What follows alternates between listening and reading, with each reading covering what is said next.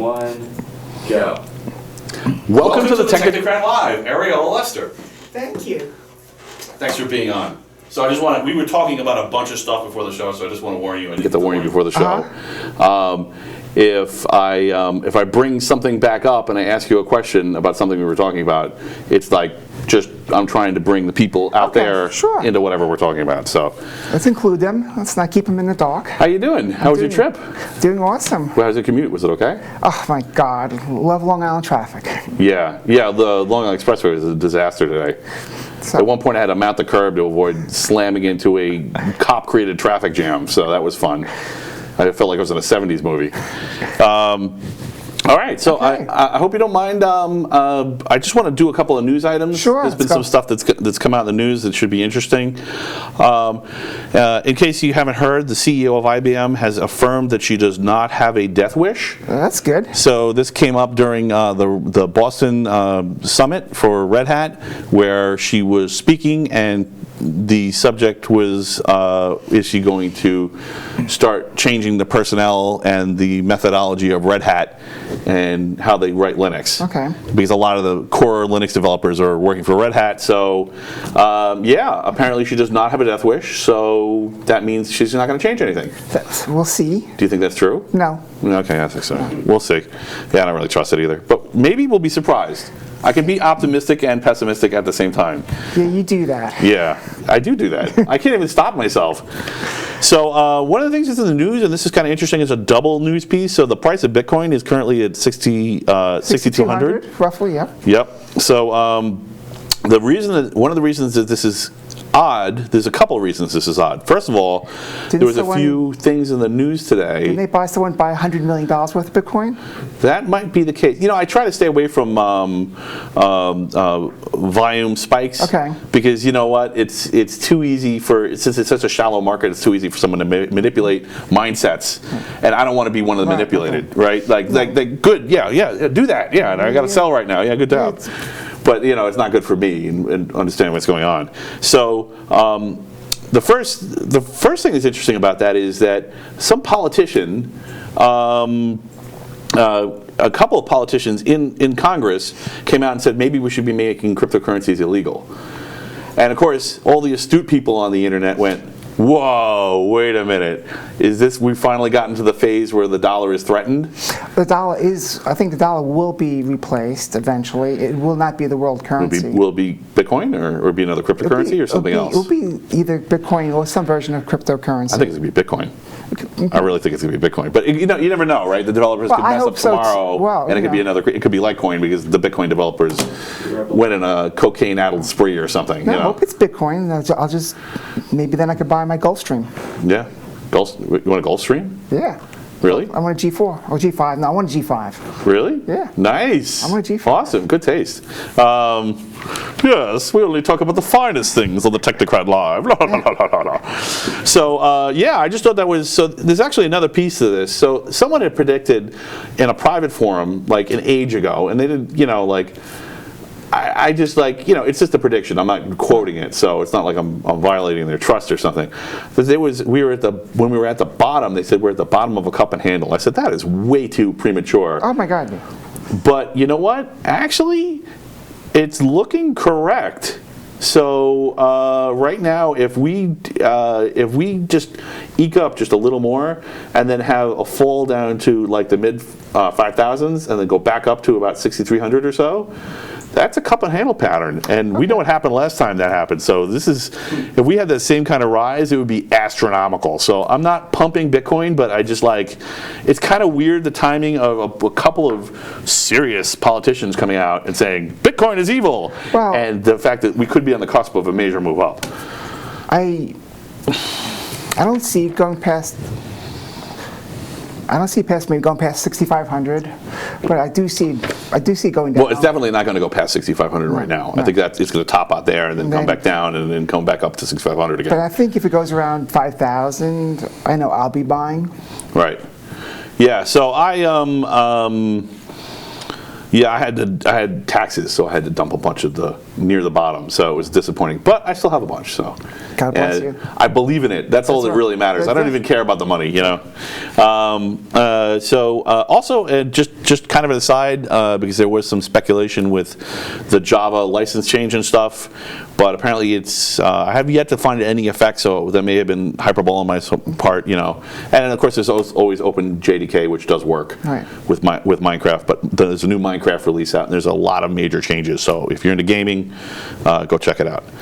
I think 3 days ago it came out, so.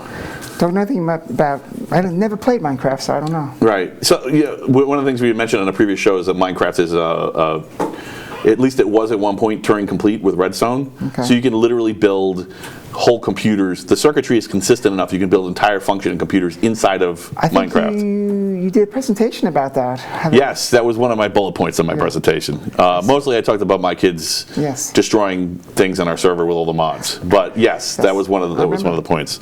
And honestly, I mean, I have a lot of things on my comp sci bucket list, but designing a computer from the ground up isn't one of them. No, it's too. No. It's just too I feel like it would be great because it would make me wiser as to the ways the computer worked, but I feel like it wouldn't be a good use of my time. No, I'd rather do more important things. I'd be specializing in something where I wouldn't ever be good enough to be useful professionally, but you know, I would learn only marginal things about my other trades.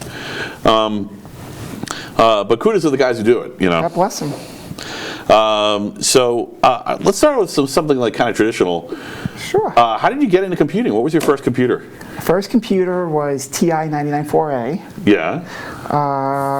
Because it was the true 16-bit processor at that time.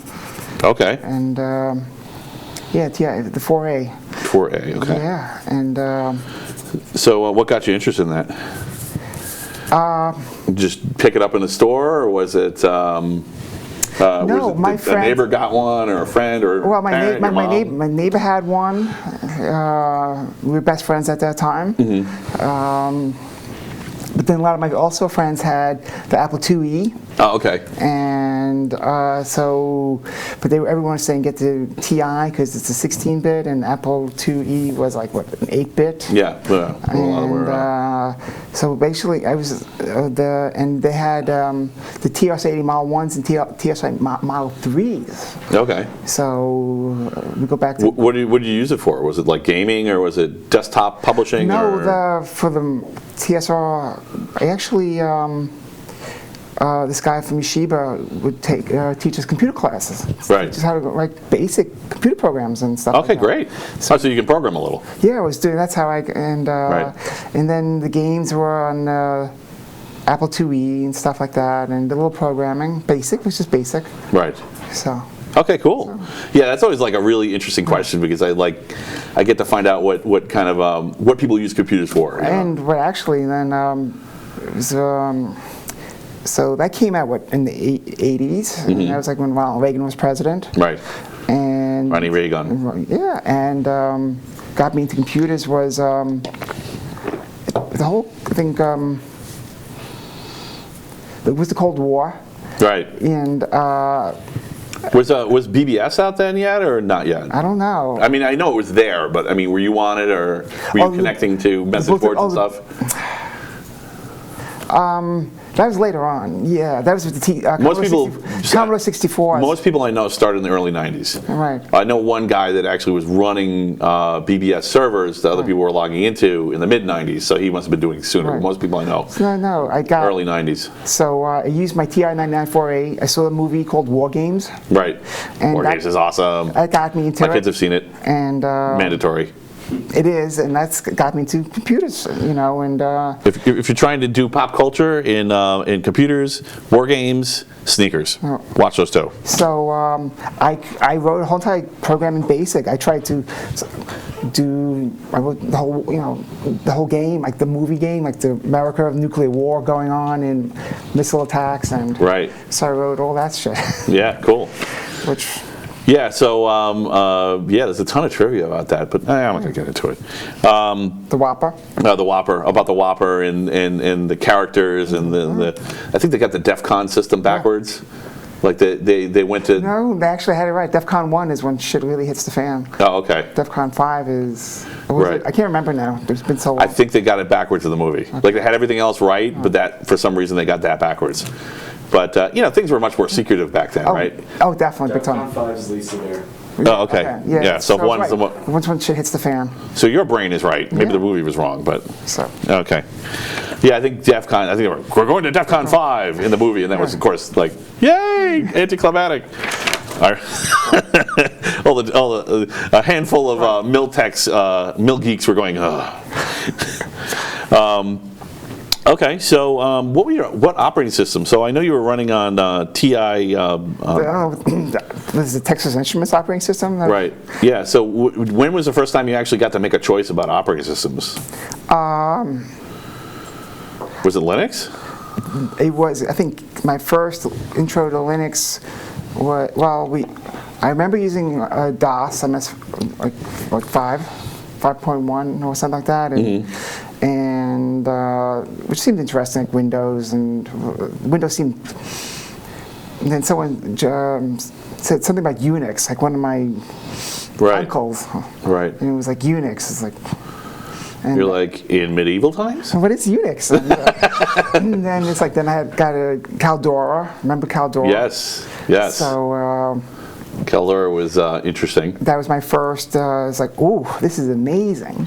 And Wow. If you thought that was amazing, I bet it was really a knockout when you got your hands on Red Hat or. right. So then when I got into Red Hat, I went to North Carolina State, and Red Hat was down there, and we used 4.2, Red Hat 4.2. Nice. That's when I got started. That's where I got started too. So Okay, great. 4.2. I saw Star Office running on 4.2, and I was just like, this is going to destroy Microsoft. Oh It my just God. needs time. It was just amazing. And, Yeah. And Because what people don't understand is that Microsoft was using. You may not understand if you've been in the business a while. You understand, but Microsoft was using the file formats to trap people on their platform, and you literally couldn't open a Word document in anything but Word, and everybody used it. So like even if you're an Apple, Right. you're like, I can't open this. You had to whole companies couldn't interface. The company could talk internally because they all standardized on one platform, but. And used Accelerated X, which was. Do you remember Accelerated I X? do. Yes. Yes, I had fully licensed copies of Accelerated X and Common Desktop Environment, CDE. I loved CDE. Yeah. Yeah. And Solaris. Oh, there's so many good work-alikes now. Yes. Yes. And then I remember, Silicon Graphics, SGI. I still want to get an Octane machine or a Fire machine, There were. but they're still so expensive. I've worked at 3 labs. There were. All 3 labs had SGIs in production. My last job I left 3 years ago. Or 2 Amazing. years ago. They So, still have like, this- there's they still have SCIs in production. And the stupid, like, Fire machine or an Octane machine is, like, still, like, crazy money for these things. Right, right. I was like, damn. Yeah, yeah. I think they It was the backplane that made it was just worth, I think people felt like it was worth investing in. The backplane was It was the super backplane. fast. It was super crazy backplane. It was like Right. decades more advanced. I never became the SGI guy because there was always somebody who was kind of grandfathered in who had been around a while, and I was the Linux guy. They needed more help on the Linux side, but I still was amazed. Right. Yeah, IRIX. Do you have a favorite computer story, or was there a computer that really touched your heart? Touched my heart. Yeah. Touched your hard drive. We could get kinky. Yeah. All right. Favorite computer. Yeah. Okay. I still like I like the Octane. It was like one of my favorite. It brings Right. back memories. If I saw it today. Well, I think actually I wasn't on here, but I was just thinking I wonder if she's going to say IRIX or the Octane. And How about favorite gadgets? Do you have a favorite gadget, or is there something like? I like my iPhone. My iPhone's my favorite. Yeah. Well, I guess it's all the gadgets are in one gadget now, right? Right. I mean, I love smartwatches. I'm totally into. I'm actually just mucking around with security cameras at home. I'm thinking about talking about security. Thinking about getting the new BlackBerry too. I'm Yeah. really starting to think about moving. Yeah, they look pretty good. I'm pretty psyched about the Blackberries. They look. And it's very secure. And I'm Right. thinking about dumping my iPhone Right. for BlackBerry. Cool. So. All right. So You want to get serious, or you want to talk computers? Oh, we could do both. Do mixture, go back and forth. Okay, let's go back and forth. So you were on our panel. Thank Right. you so much for coming in No, on short notice, very short notice. I had no idea I was going to be on, but I mean, That's how we do things around here. I know. You just like, You're like, welcome to the show. I'm on the show. You know, Show. just you walk in a dark room, the lights come on, and then you're talking. it's like, oh my God, what's going on here? It's like some kind of dream or nightmare, right? So thanks so much for doing that. Oh, no, my pleasure. And your discussion was really interesting. I think Arnie was happy they could talk about women in tech with a woman in the room. Right. So you know, so I have some questions about this, and you know, Sure, I'm willing to, you know, stop go. me if I go too far. So Let's go. So one of the things that came up with that is harassment. So, you know, on the one hand, I want people to be safe. I don't want women to be harassed or men to be harassed. No, I don't think any sex should be, or gender. Right, or race, or religion, Oh, or definitely. It should be a safe environment. You come. all right. You know, I gotta say, smelly people. That's pushing it. You know, I just don't want to deal with smelly people. But other than that, no one should be harassed. No. You know, maybe smelly people. You know, all right. You know, there's a gym. Go use it. Yeah. Yeah. Okay. Yes, I know your house is being worked on. Yes. So the problem is protection versus environment. That's the trade-off, right? You know, you want every person to feel safe, but at the same time, you don't ever want to be walking on eggshells when they're talking to each other. No, And that's one of the reasons I'm glad you're on the show, because we know each other and we've been talking for years and years. So yeah. You know, like I don't feel like we have to be on eggshells talking about No. a tough topic like this. No, so it's funny. Talk about a story.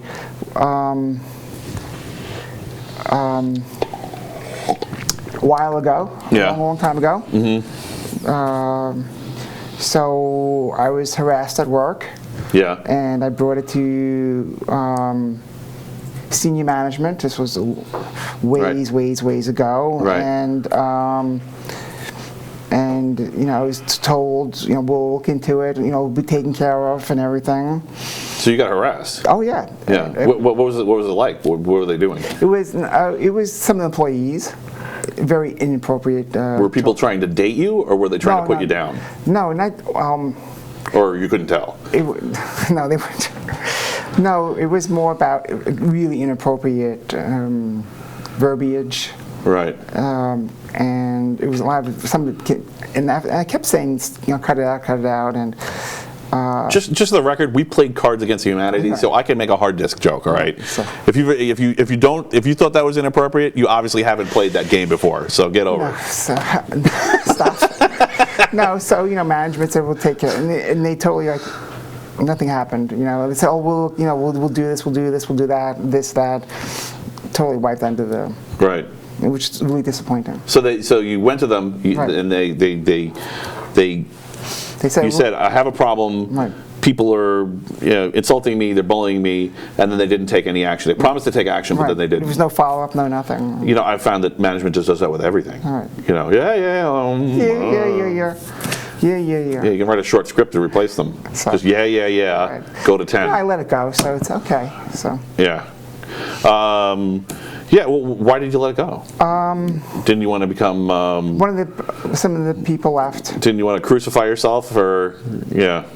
and some of the parties involved left, and, Okay. and things had calmed down, and Right. things calmed So down. I always wonder when something like that happens, if it was really somebody pressuring someone in the background, Totally. like yeah, you're making problems, get out. Could be, I don't know. Yeah. But you know, That's the hopeful scenario, right? it could See, be. I can be cynical and hopeful at the same so, time. you know, hey. Yeah. Hopefully they did their job, and I mean, sometimes there's lots of people retire. Well, you know, it's like Lots of people retire, I think you know, they should have said, look, we took care of it, don't worry about it. Right. It's all taken care of. But except just never any feedback or anything like that. I would have been just happy, look, it's not gonna happen again. It's taken care of. And I would have been really, I would have been, instead of maybe developing some resentments. Yeah. So. Yeah. Okay. So are you still pissed about it, or? Oh no, this was ancient time. Right. So okay, well that's Yeah. good. No. So you know what? It's good you didn't let it control you. No. Because otherwise, then you're the one who suffers, right? So, yeah. So I mean, it sounds like you were able to go to them behind closed doors, so that they didn't really affect the environment. But maybe they did something, but I don't maybe know. they didn't. I You have don't no know. idea. There was never any feedback. Right. Yeah, that was a mistake, I think. Definitely. Yeah, because you're always going to feel like slighted. I do. Yeah, I did yeah. at that time. Yeah, But now it was, so long ago, it doesn't even matter. Right. So I got a question for you. So this is something that I think happens a lot to women, and it's so hard to talk about this because I don't want to. It's the perfect word, so I'm just going to use it. Do you ever have problems sorting yourself out between like bitchy and work mode? Because I know I'm an asshole sometimes when I'm in work mode. I mean, my wife tells me all the time, if I'm on a project and I got to get this done in 5 hours, or it's going to rain on our stuff, or my car is going to break or something, and I'll just march through the house and ignore people because I'm focused on the task. I could be. And so I guess that's a male version of bitchy. So I don't know. Like, how do you manage that? Well, I mean, because I'm a girl. Right. They say we're bitches. When we get we could get we need to get this done, that done, this done, and they say, oh, she's such a bitch because she's really like a slave driver or whatever. Well, guys, he's just being a good manager and good task. I was careful. I said bitchy, not bitch. Right? Because, but it's true. Anyone can get bitchy. Right. Yeah. Right. I mean, it's true. It's hard for someone to see when they're talking to you that when you're driven and you're like, get out of my way, I have this many tasks and these many things to do, I don't have time to coddle your feelings right now. We don't. I don't have time. It's like we have a checklist of stuff. We have a maintenance window. We have so much to get done. Right. There's always things that go wrong. Work on the task, follow through, think of it logically. Right. And I don't want to hear that. It's like my time of the month. I mean, like... Oh, you've got that, huh? Oh my God, yeah. So Yeah. I heard it muttered under the breath and stuff. Right. So, I mean, I guess you have to take it in stride a little bit, right? Because if everybody's serious and mean... Oh, no, I just joke about it. Right. And stuff. So when does it go from taking it in stride to a pattern of harassment? What's the line? I mean, I know it's different for everybody, but what's your line? The tone of voice. Tone of voice? Tone of voice. Right. Okay, that's good. Yeah. I like that. That's smart. And the person, I know if I've known the person a long time, and Right. and tone of voice and the general, how you say it, when you're in that conversation, the context. You're right, the context. Context. Oh yeah, context. So tone of voice. Actually, I'm gonna write that down. Yeah. Tone of voice. And context. Yeah, tone of voice and context. Wow, we're really diving into it early. Okay. Cool. Because you know what, I could just say, look, when's the last time you got laid? You need it. Right. So I could just. Are you worried that if you make a joke like that it'll come around back on you, and then you'll be in HR and they'll be talking to you about making a joke? And it's all context. It's all context, right? It's all context. Smart. Cool. So that kind of actually, I'll come back to this probably should have been the final point anyway. So I've been thinking about how to deal with bullies. Partly based on what you were saying on the panel, which is, again, very smart. So it seems to me like the way to deal with bullies is humor. Right, humor. Oh, big time. You just make a joke and then hopefully it'll go away, right? Hopefully not a terribly inappropriate joke, right? And just like, hey, the laughter's pain, Right. comedy's pain, and if you give a little person a little pain, you're bothering me, and but it's funny and we're all friends, right?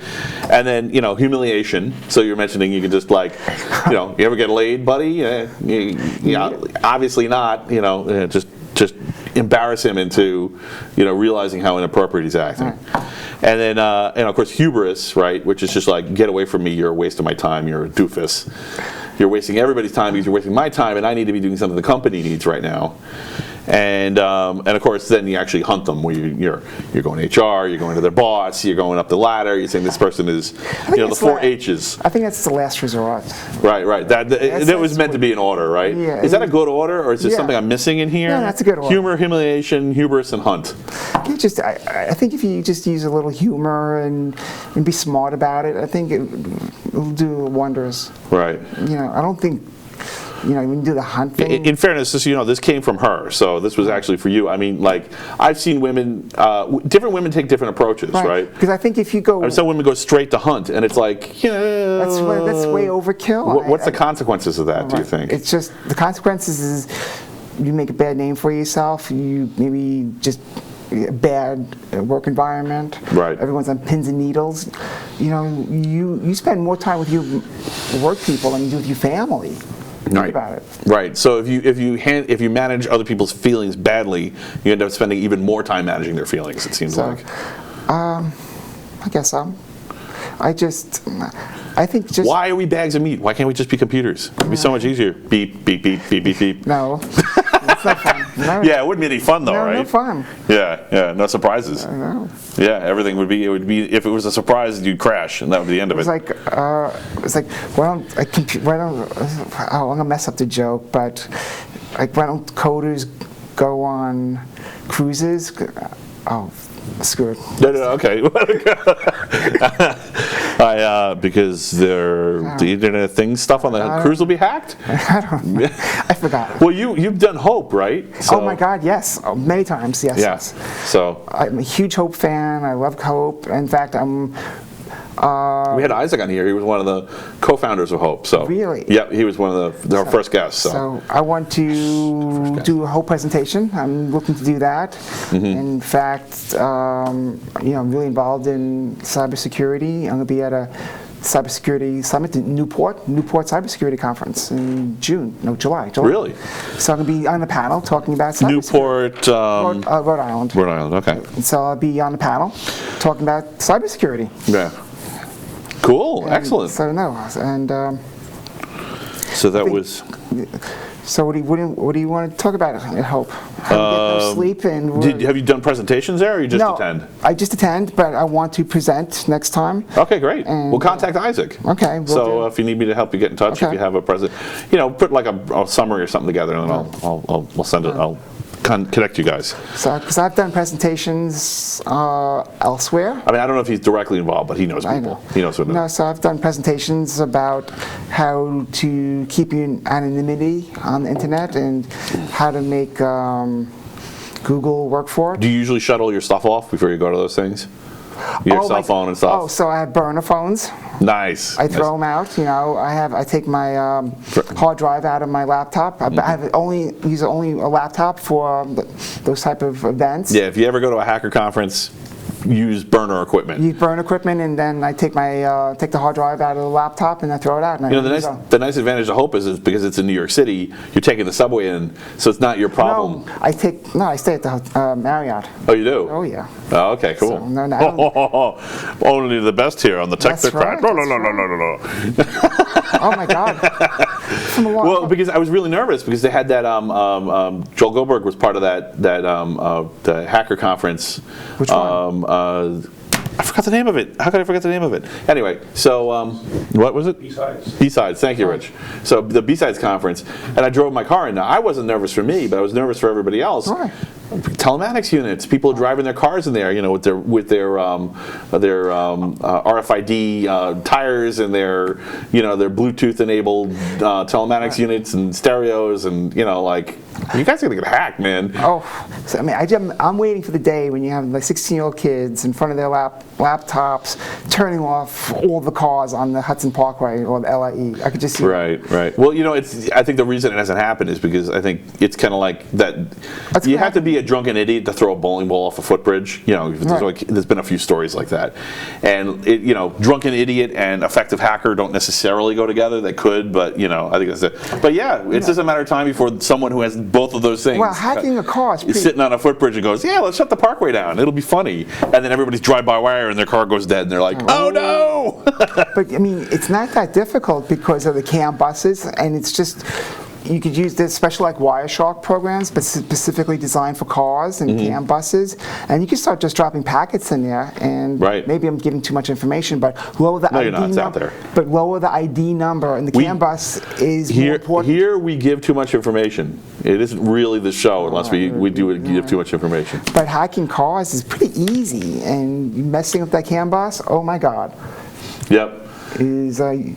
So I had a friend that hacked the car, and so there are dealer installed options that you have to be turned on, and they turned them on. Really? Yeah. Oh wow. You'd be amazed what that OB2 thing could do, and just those ports and those what you could do, not do. Right. No, I wouldn't be amazed. I already know. I'm very cynical. Car hacking is one of my pet peeves. So I isolated my telematics unit in my car. So you could read my tire pressures, but that's all you could do to me. Good. You know, but like I was like, wow, you know, it's all new cars in the parking lot. These guys are doomed. You know, I'm amazed. You know, like, I think the only thing that stops people is because nobody wants to, you know, do a murder rap for a prank. But you will have, I think, eventually you will have some kids screwing even the parking lots. I could see it happening in maybe 7 years. You'd be like at a major mall in the country, and you have some kids. Yeah, well, I guess that would actually be a logical place for a prank because the car's not moving yet. No, I could see people like having the windows turned up and, you know, the alarms going off, or you know, or they just go in their car and they go to start it instead of the engine turning over. Just Rick Ashley comes on the radio and that's all that plays for 20 minutes. No, I see it happening. Yeah, it's going to happen. So. Yeah, there you go. That's your car hacking protocol. If you're looking to wake people up without killing them, And you could go Rick Ashley on the telematics unit. Or if you want to learn more about car hacking, there's some really good websites out there, and go to junkyards, and you could buy dashboards and learn. Right. Well, so You could practice. This is the problem with the car hacking. You know, like a lot of the techs work in big cities, and there's no space. So, like, I'm interested in this, but I only have, you know, 2 parking spaces, and I don't want to dismantle a car in one of them. No, you don't have to. Just go buy a dashboard. You can buy certain parts. Yeah, there was a guy who built a go-kart with all the CAN bus parts, and basically just put the CAN bus parts on the go-kart with the engine, you know, so that way it would be smaller. But it's still not the same, right? You know, No, but you have to learn. Every part you remove changes something. Yeah, but you just need to start learning the concepts of how all this works, and Right, yeah. and you have to start somewhere. Right. And just buying a dashboard. Yeah, very few people are doing it, so anything you do is good. Right. You know, it makes it safer, and you know, with enough eyeballs, you know, was that Linus quote, with enough eyeballs, all bugs are shallow. Right. You know, and if there's almost no eyeballs right now, so the bugs are not shallow at all. Was it Fiat that was offering like $1,000 for each bug that they find? Yeah, Honda just opened up their whole. Joe was telling me about this. They just opened up their whole software suite for the cars, so people could start going in there and looking for security flaws. Okay. So, but like you get that, but then on the other hand, you get companies like John Deere or GM, which are just like completely locking everything down, so you can't even touch it. You know, forget about finding a bug. Right, even though there's a security exemption now in the DMCA, you know, forget about finding a bug. You can't even manipulate basic variables and change the parameters the thing was built to work from the factory, and they can't think of everything. And you know, it'd be really cool if that, like APIs, so you could change like your tactometer, and you can move it all around. Like you have like a glass display, and you can move it here and there, or change the colors. Well, you know, I know, I can do a really cool API. I can hear the car executives in my ear. You know, I know what they're going to say. They're going to say safety. No, we can't do. You still have the same information. You could just customize it. It's just crap. It's total crap. Yeah. Total crap. Yeah, I don't buy it at all. So. Yeah. So okay, that's interesting. We kind of jumped topics, but that's okay. Okay. So one of the things that I wanted to talk about, that I brought to it, I'm kind of curious, when you're working on designing a network, so you're mainly doing networking right now. Right. I just finished CCIE boot camp, which was pretty intense, and hopefully I'll be going to Cisco Live. That's my goal in San Diego. We'll see if that happens. Do you have the freedom where you can design things bottom up, or are you doing everything top down?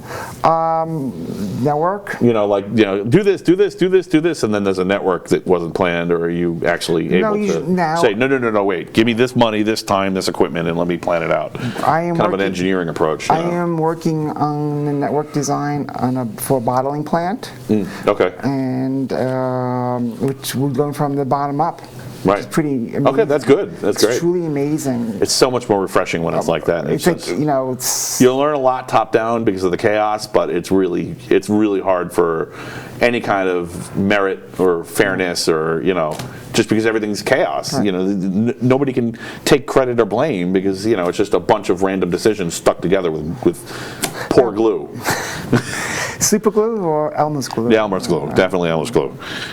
I'm out of coffee. Oh my God. All right, anyway. That's all right. I'm probably wired enough.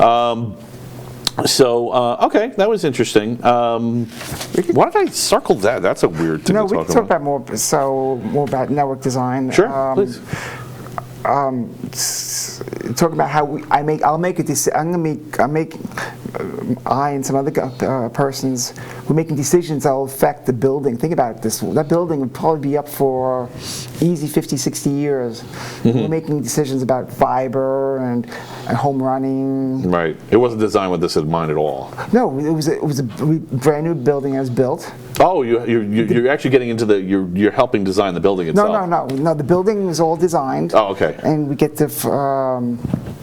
the blueprints. Right. And then we have to figure out, So you have the shell, but nothing else. Right, with the shell, and it's like, we're building out the data center, and then we have to, we're putting out 25 IDFs and over 200 access points, and I know a couple of people who helped with Cold Springs. They actually got to design the building too. So that was kind of, that was no, the building's all a building pre-designed. just for being a data center, And so we have, we can use blow fiber. We can blow fiber. Or we can, What is blow fiber? So blow fiber is a really cool technology All right. where you just take fiber and you blow it through pipes, and then you can it's how you light things up. So it's a little high upfront cost, but you'll save a fortune of money when you have to add extra IDFs. What's an IDF? Right. So you have your data center, or you have. So you could have a small. So you're talking about running extra fibers, cables, Well, we're talking or about fiber strands? I mean, It's about like dark fibers that you might need to use later. Is that what you're talking think about it like that. Okay. It's So, like fiber slang. string. I'm like, okay, I know about dark fiber. Okay, No, cool. not dark fiber. Dark fiber is different. It's fiber in the building. We're talking about we have pipes, and you just blow fiber through. Oh, the pipe is designed so that you can use air compression. And just blow fiber through. That's awesome. Yeah. I didn't even know about that. Yes. Oh wow. So you design that system, and then whenever you need. What we do is we design it in the sense is that we'll put demarcs all over the building, whatever, and so we could. So if you want to add it, so an IDF you have to put every 300 meters, so 300 feet. So Ethernet cable runs 100 Right, that's meters. about the limit of Ethernet. But you can do more. Right. So well, that's fine. That's good for top down, but not really for bottom up. So- Right. Then there's questions. No. So when you're working on a building, on a bottling plant that's over 650,000 square feet. Right. So And there might be different physical buildings too, so you got to worry about ground currents and stuff. So that's more campus design. So think about this building. It's longer than the Empire State Building. Really? Yeah. Oh my God. So it's longer than the Empire State. Nice. Okay. Wait. Do you get around with segways? No. Golf carts. Sorry, that's our Golf stick. Steve's like, oh my God, I heard it again. Oh my God! No, it's longer than Empire State Building. If you put it Wow, that's inside. crazy. So you have to think about it so that's why you have 25 IDFs because you home run with fiber optics back into the data center, and then you have to run because you're running over 200 access points. Is that the access? Because if the IDF is a switch, and then you put the cables go up the columns, and then so even 50-foot ceilings or whatever. So if you even have the switch, an IDF is a box with a switch. Yeah, I'm basically, familiar. And then if you put it against the wall and you have the access points up, think about it. You're going up 50 feet. Right. It's about 30 meters. Right. And then going out, Yep. maybe another, Right, and you lose some at the ends. Well, you can do the 100 meters or 300 feet or whatever easily. Right. So maybe that's why you need 25 of them throughout the building. Wow. And that's it. Wow. So what are they communicating with? Is it just points on an assembly line? Like, oh, okay, yes, I'm okay. I'm putting bottles on a conveyor belt. Yes, I'm okay. I put the cap on. No, so that's a different thing. So that's PAL. That's a different type of network, and that's Cisco too. Are you responsible for that also, or are you just doing the? Or have you had a hand in it? I have a hand in it. Okay, cool. And so that's so we'll do a lot of this will be done RFID, and we'll be moving. It's gonna be a lot. It's supposed to be robotics, with a lot of robotics in there moving. Right, so RFID. So someone has to walk around with a scanner and scan all this stuff in. No, RFD is just if it's just a chip in here. Right. It'll know exactly where you are.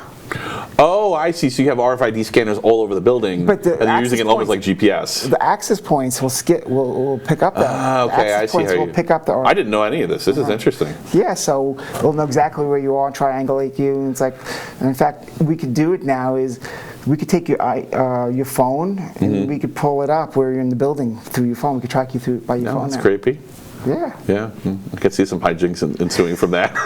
We could do some like really wild stuff. Well, this kind of like not only for keeping track of whatever RFIDs you see in the building, but also keeping track of women in tech. It's kind of the same thing. At some point, there has to be a little more forgiveness, right? Like you were an extra 5 minutes on lunch. You can't make a huge deal out of it, right? Because every time somebody messes something up, if they're on the phone with their wife about a kid or their kid or something. Right? Also, so talk about security is so machines that run assembly line and stuff has to be isolated on its own separate network on physical different switches than regular switches and stuff, because you just don't want.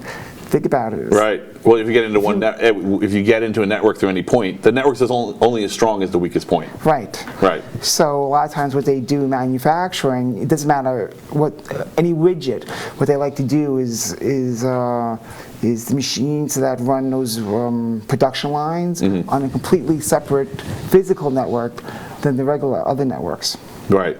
Yeah, of course. Right. I actually do that. I'm going to do that with my security network. Okay. So, like a quick tip for someone at home who's just starting with networking and doesn't know that much about it. If you get one of those inexpensive but coherent security systems, where there's it's pre-paired with Wi-Fi cameras and a Wi-Fi DVR kind of thing, don't put it on the internet. No. Oh no. Yeah, just leave it off the internet, and it's actually relatively secure, because then someone's got to sit out front with a van to hack it. Because if you put it on the internet, it becomes an attack point on the Internet of Things. Change the default password. Right. Definitely change. Yeah, of course. Right. And have a good firewall. Right. Don't use the firewall that your cable modem provider, your internet provider gives you. Right. So. Or create another device with the same ESSID, or suspiciously similar ESSID, and then set up a honeypot, and then that's too much fun. And set up several Wi-Fi points and triangulate them, and then when they try to attack it, you launch missiles. There we go. I like that. You send your robot army after them. I need more free time. I have my nanobots get you. Right. So. A little RC car sitting like. What is that? Is that an RC car underneath us? No, that's old school. Yeah, man. We used to straight out of Caddyshack. No, I'm the drone. I'm the drone girl. I'll drone you. Oh, okay. You don't want land-based vehicles. That's for weaklings. That's right. Yeah. Talking about. I don't know. Maybe I should tell you this story, but this. No, please. No, this is so. Go ahead, ruin your life for my stupid show. That'll be fun. There we go. We get banned. So get those. I have a couple stories. So how you get those phone calls saying you have a problem with your computer, and you for $250. They got one of my neighbors. I was pissed. So what we did is we set up. So we did it. We took a VM and we fucked it up really bad, and we had them come in and stuff, and we would say is they want to get paid, and they said go down to a 7-Eleven and stuff. We would keep them on hold, and then we would just come back. Like say we'll go on hold for 20 minutes. We'll come back, and we say okay. We'll give them make up like credit card numbers, and we'd always like fail and stuff. Right. And you just totally time sync them. Oh, we time sync them big time. Oh, that's awesome. Big time. So I may or may not have done time syncing to more legitimate agencies and or organizations. Right. I cannot confirm or deny. But eventually, they, if they're big enough and old enough, they figure it out, and they're like, I know what you're doing. Right? As long as you don't curse, they got to stay on the phone, So they're trapped. And we had someone. Little revenge. Another one of those callers. I would just say from the southeast continent. Yes. We called back. They gave us a number when we called back, and what we did is took a ABC government agency, and we spoofed the caller ID with that agency. Really? Yes. Oh. And we said, can you check caller ID? And the guy goes, yeah. And I go, we know where you live, we know where your family lives, and we're going to join you in 24 hours.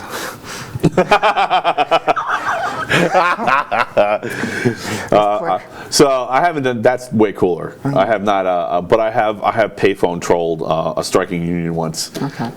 And made threats that were consumer with the things that were happening in the news. Okay. They were so bad because I was a kid, so they could tell from my voice I was a kid. They were so pissed at me. I'm like, yeah, come find me. Yeah. They're like, we'll find you. We'll find you.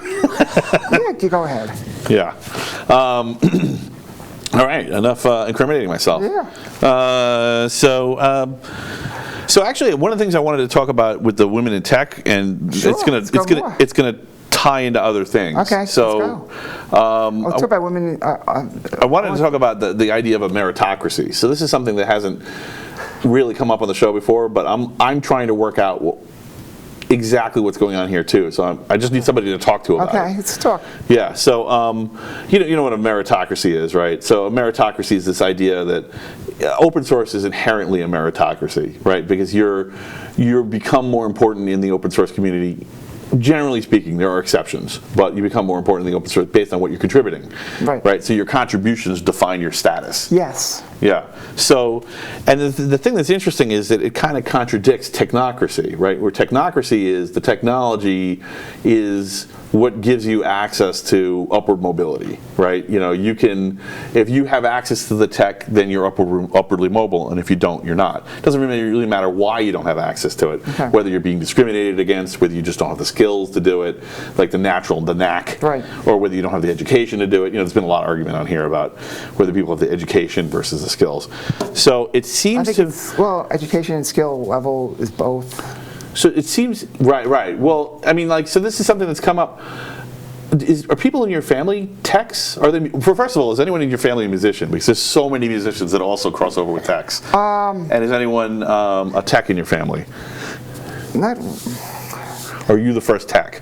I'm the first tech, technology-wise. My dad's a chemist by trade. That's totally a tech. So he's a technocrat.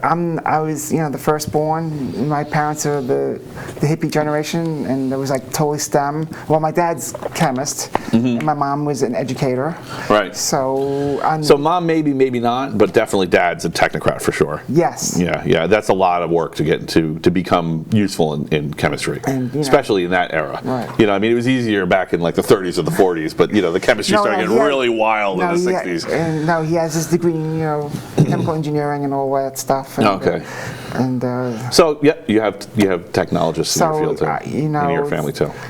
As a child, I was always being taught about mathematics, numbers. I remember, it was like, how to read numbers and then fractions, and my dad was teaching me always about fractions, and it was like, oh my God, can't I just go out and play? And it was. Did they always correct your grammar and your spelling? Oh my God. Yeah. My mom was a teacher, so it was brutal. Oh, so, okay. Yeah, that's part of where my linguistic abilities come from. Oh. So it's just my mom would just hit you with the 50-cent words every other sentence. And it was like diagram. Did your mom make you diagram sentences? No. So she was a teacher, and she had the shoemakers problem. So she had like the shoemaker has terrible shoes. Oh yes. Yeah. So she came home and she was done with teaching. So it was always verbal sparring, yes. Sitting down and enforcing studying, no, not at all. Oh no. We didn't have the World Book. We had Britannica. And and we had to read it, and I had to do reports all the time. Right. And, oh my God. Right. So partly discipline and partly genetics. Yeah. Sounds like. Okay. So that's cool. Yeah, I mean, my grandma was like an accountant, and I consider that semi-technical. Yeah. And my mom was MBA computer teacher. She was pretty wildly successful. And talking about, which was good in the sense is, talk about how, another thing is I used to get paid, like, people used to, you know how when the clocks on the VCRs were always flashing 12? Yeah. So people would give me like, here's $5. Just could you fix that for me or something? You were a geek, self-made geek squad fixer. Yes, my That's God. awesome. You're a geek like, handy woman. Oh my God! And it was. I never heard that before. That's You amazing. didn't get money fix like they just. No, people just trick me into doing it for free. I guess I'm a fool. No, they say, yeah, here's like a couple bucks. Can you do this for me? It's like, Yeah. oh my God, it's like stealing money. And I was like, I could just read the manual or whatever. It was like, to me, it was like stealing. It was probably a stealing bargain for them because to sit there and understand, It was just for a few bucks here, like, okay. I mean, I just want to know how everything works. So, I mean, it just drives me crazy when I don't know how things work.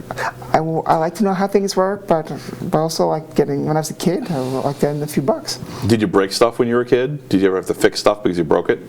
That's how I learn. Yeah. I'm one of the type of learners. Yeah, me too. I constantly broke stuff, so I had to fix it. Right. And like usually I wouldn't fix it, but once in a while I would.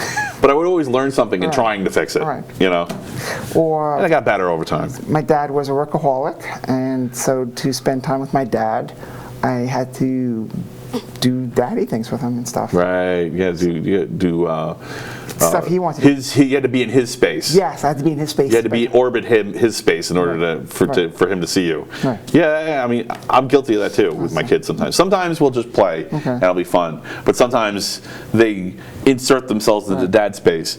So the cool thing is, I made Minecraft part of my dad's space. That's pretty cool. So I made so there's some things like that where it's something that's also in their wheelhouse. Okay. And they're like, okay, yeah, we can do this together. So. Sure.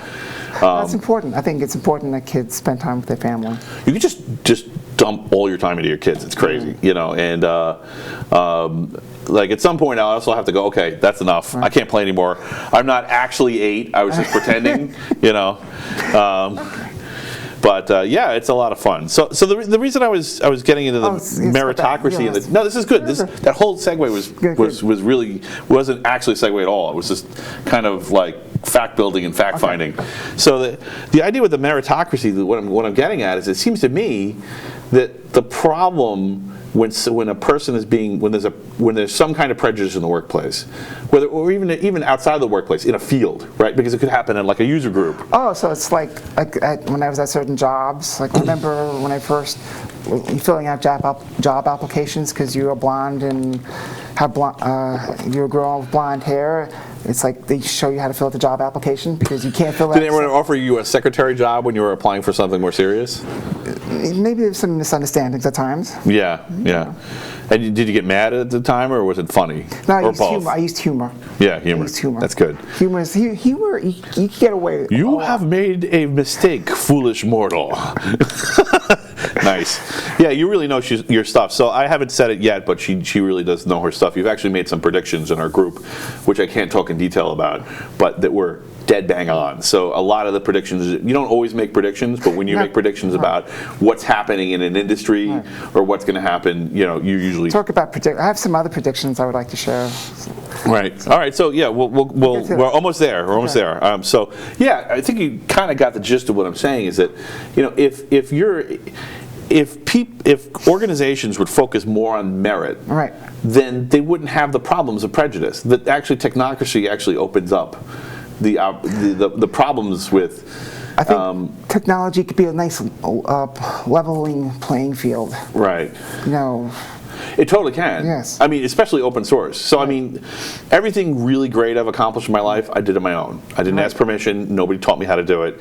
They may have taught me pieces of it, but I was the driving force. I was my manager. And I think a lot of that, and a lot of the places I've succeeded, a lot of the spaces I've succeeded have been meritocracy.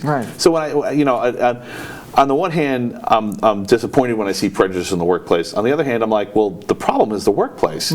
If it's not meritorious enough, then that's really I think- why this can. It can't happen if it's a perfectly meritorious workplace. The argument I'm making is it can't happen.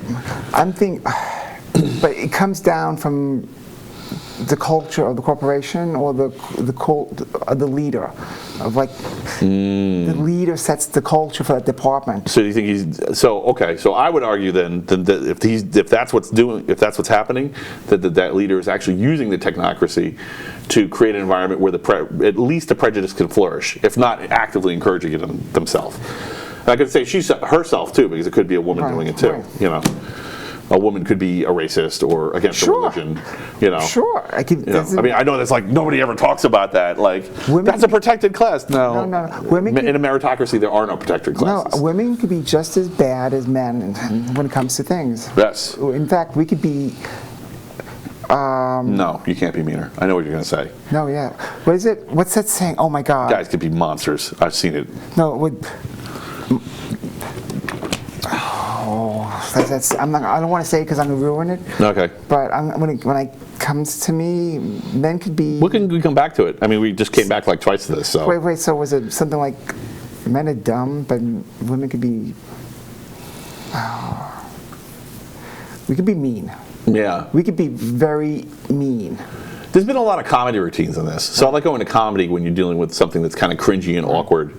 You know, and you're being really brave with this, and I really appreciate it. No, because this is dangerous stuff. Because if you say the wrong thing, you could really hurt someone. Oh, wait till later. I have other things to say. I could. Okay. Well, we'll go. Okay. Well, yeah, I think we're. So anyway, the point I wanted to make is that I think if a company is in a situation where prejudice is flourishing in their organization, I think that the real problem is that they're getting away from meritocracy.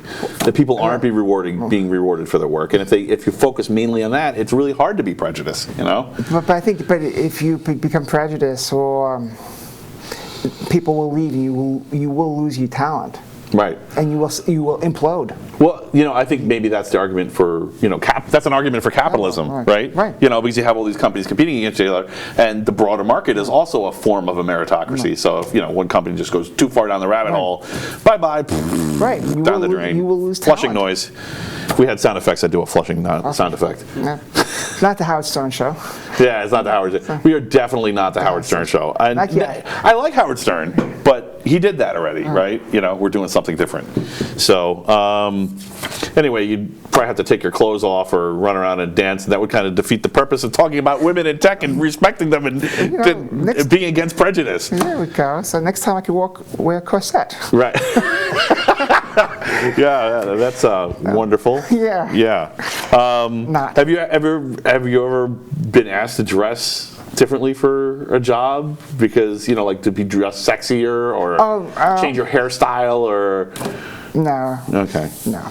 That's good. No. So. Yeah, I've been pretty lucky. I've been in pretty well balanced organizations, but I've seen a lot of organizations that are not. And for the most part, I've been in pretty balanced organizations too. For the most part. Yeah. Except here. Yeah, I think New York is doing better than a lot of. I'm hearing horror stories from other parts of the country. I think the New York City metro area has a lot of good organizations and companies in it. I think where people are actually actively trying to be fair and form a meritocracy. We live in a bubble. Yeah. I mean, we work in the bubble. We live in the bubble. Everything here is, I think, very different. Right. Compared to lots of other parts of the world. Mm-hmm. And I think our industry is very unique in the sense that we're very global. Because it's like you go to any IT department, you have people from almost every continent of the world in our IT departments. I think in the IT field specifically, and there's definitely other fields like this, but definitely in the IT field, especially in like the open source space, and especially in the past 20 years, there's no substitute for intelligence. Right. You can't fake it. Right. You can't just go to school and then walk in there and you have to actually use the stuff. Right. You actually have to know how the things work because there's plenty of vaporware and fake promises out there. And then like you go, oh yeah, like this thing says it'll do this. I mean, I've seen companies dump millions of dollars into projects where promises were made from vendors that were not only not fulfilled, but not fulfillable, where the software didn't even do what they said it would do. Well, is that management being gullible and not asking the right questions? And maybe just being ostriches, keeping their head in the ground. Yeah, I think so. Well, you deal with a lot of proprietary licenses in the network space, so. I mean, I know Cisco is one of the better. I know a lot of the stuff you're working with at the moment is Cisco. And Cisco is one of the better companies with that, but at least with predictability. Right. Well, they always change. Well, dealing with Cisco, it's not. I mean, so the phone system licensing is a nightmare. Yeah. What could they do to fix it? Telephony. Oh my. I don't know, but I had to. I was working on a project of phone system upgrade, and we had to figure out cool licenses and these type of licenses, and you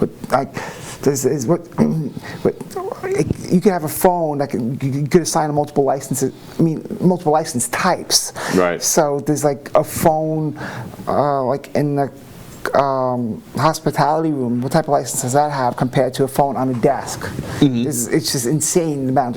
They just make maybe 2 licenses, Right. Which they said.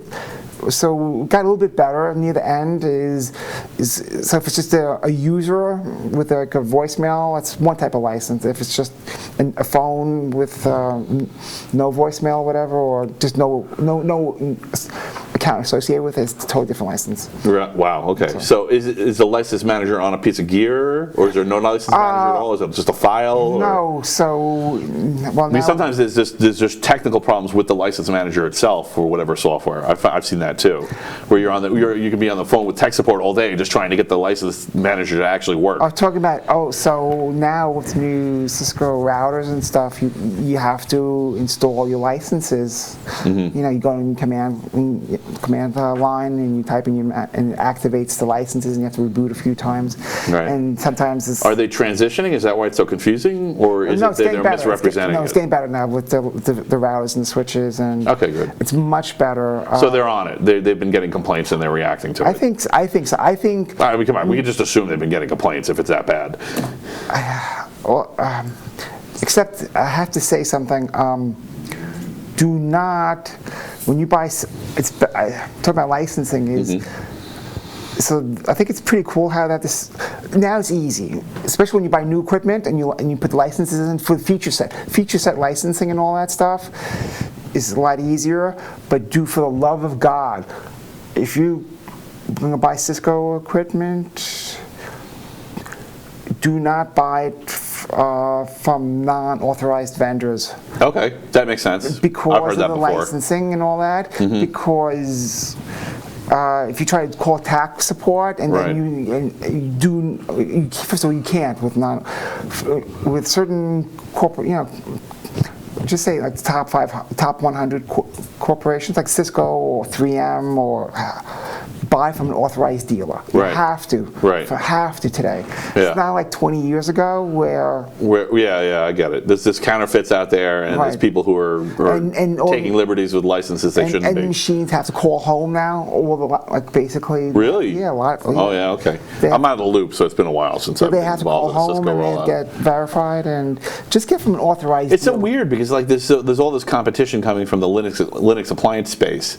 There's several other network companies that are yeah, there's some that have networks and switches and everything that work together, and you can actually get into the shell and manipulate the machine directly, and you think they would be more responsive, not less. I think Cisco's pretty good. I think they make the best equipment. The rocks. I don't want to do a commercial. It's worth the pain. The licensing is fine. Once you just read the manual, read the damn directions. Once you read the directions and follow A, B, C, D, E, F, G. Just do you follow. read? Do you read? You have to. No, I mean just do you read for fun, or do you just read technical manuals? Oh, for fun? Yeah. Well, which one do you read more? Do you? Obviously, you have to read technical manuals, right? Yes.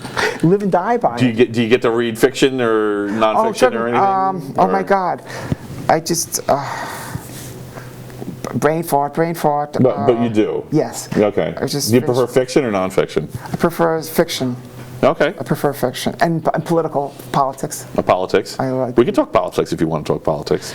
Sure. I don't like to open that door because it's dangerous, right? But you, like I said, you've been pretty brave. So Let's go. Let's get braver. all right, let's get braver. I could open up with something. Let's talk about. Let's start with. Here, I got something for you. Okay. What do you think about Beto? Is it Beto? No, it's Beto. Beto O'Rourke. So this is the guy. Which one of them? He's one of the Democratic presidential candidates, and this is particularly interesting in the technocracy because I think he's our first full-fledged technocrat politician running for president. Okay. So this guy was a card-carrying member of the Cult of the Dead Cow. Remember the Cult of the Dead Cow, back orifice? You know, so they created this suite of programs. They were hacktivists. Okay. And they created this suite of programs to highlight a bunch of exploits that were in Microsoft for a long time. Like Mimikatz and all that stuff. Yeah, and so they created the back office and a couple other projects, and actually it turns out he's one of the hackers from that group, and he's running for president. So what do you think about that? Does that legitimize him more or delegitimize him? I think a lot of politicians are retarded. They have no concept of technology. No, they are. They are retarded. Yeah. We have politicians making laws about technology and internet and internet access, and they're clueless. Utterly clueless. Right. Are they just not even on the reservation? They're just not even in the same space at all? Well, I know that constantly politicians are getting laws written by companies, you know, and then they just rubber stamp them. You know, okay, that sounds good. That sounds good. You know, and they have no idea what the. I mean, I totally get that they don't understand the technological part of it, but there's always social implications in those laws too. And that's one of the things I'm trying to do with the show. I think is the important space to talk about, but it's also a fun space. Is the marrying of those two things, right? Right. No, I just have very little opinion of today's politicians. I think they're just brain dead, retarded. It's all about So you must love this guy then. I mean, he clearly knew what he was doing if he was one of the hackers. Oh, definitely. You know, so that was it. Lee Wilbur had a very similar reaction because I know you're lean more towards Republicans, and it's interesting that you would be like, oh, okay, well, forget it. This guy's a Democrat. I don't care. I like him. I'm more pragmatic. Okay, so you're I'm sorry, I got it wrong. No, you're not. You're right. But I think of myself more as, as a network engineer, I need things to work, and I believe some of the ideologies. So you're American. Yes. Yes. God bless America. America invented pragmatism, literally. So yeah, I mean, who cares what you think if it doesn't work? Right. I think politics today, or the politicians, have become very demagogues. Demagogues. Yeah. They just have shit for brains. Right. Well, how do you think that this happened? Is it because the media coddled them into this corner? Oh, sorry. I think it all started. Is they trying to put I don't know how do you say it? Is one world order? Mm-hmm. And you think it's a globalist kind of push? So. I think it's a globalist push to socialize, to bring socialism to America. Socialism to America. Well, I don't think anyone seriously, maybe they secretly want communism, but I don't know nobody's publicly calling for communism. I think, but today's kids, they don't know the difference between socialism and communism. They can't. Right. I think they have no clue. Well, it's subtle. I mean, and you can't. And of course, what's the reading material they're sent to learn it? Marx, and Marx doesn't really get into that. No, Marx is, if you, what's socialism? Read Marx. You read Marx. Okay, this is socialism. No, that's not. Right? But I think, the conversation, the education, and the conversation that results from it is dysfunctional right off the bat. I think Marx is one of the top 10 murderers of the world. Yeah, I think so too. So he definitely. But he also had some great observations. Some of his observations were spot on, and some of them were dead wrong. And the dead wrong ones are the ones that got all those people killed, I think. But I think to push. I'm just playing devil's advocate. I can do either side. I know. Yeah. No, but I think I'm viciously independent. So I think anybody who tries to pull me over one side or the other, I'll get him. That's why I said I'll get him. As W would have said. I think think about it is our politicians today are writing so many administrative laws for agencies, and there's thousands and thousands of. Right. Well, that's to me, that's a police state. It is a police state, and it's tyranny. Because you're constantly breaking laws, and you just don't realize it. And all you need is an advanced, persistent threat within the bounds of government. Right. You know, a bureaucratic advanced, persistent threat, and you're dead. Right. They're going to find something, and you're dead. It's tyranny. It's tyranny. It is tyranny. I agree. And so. Yeah, a bureaucratic. Yeah, I guess that's a good definition. Would you agree with that definition that that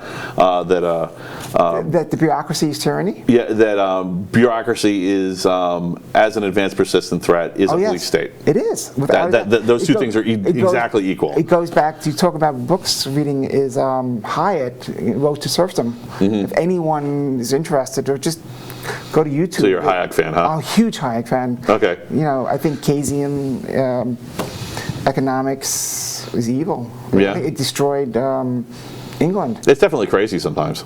But think about it: do you want someone coming to your house and telling you how big of a house you want, how big of a couch you should have, right? And measuring out your space and all that? So I guess you're not a fan of the Fed's hedonic models.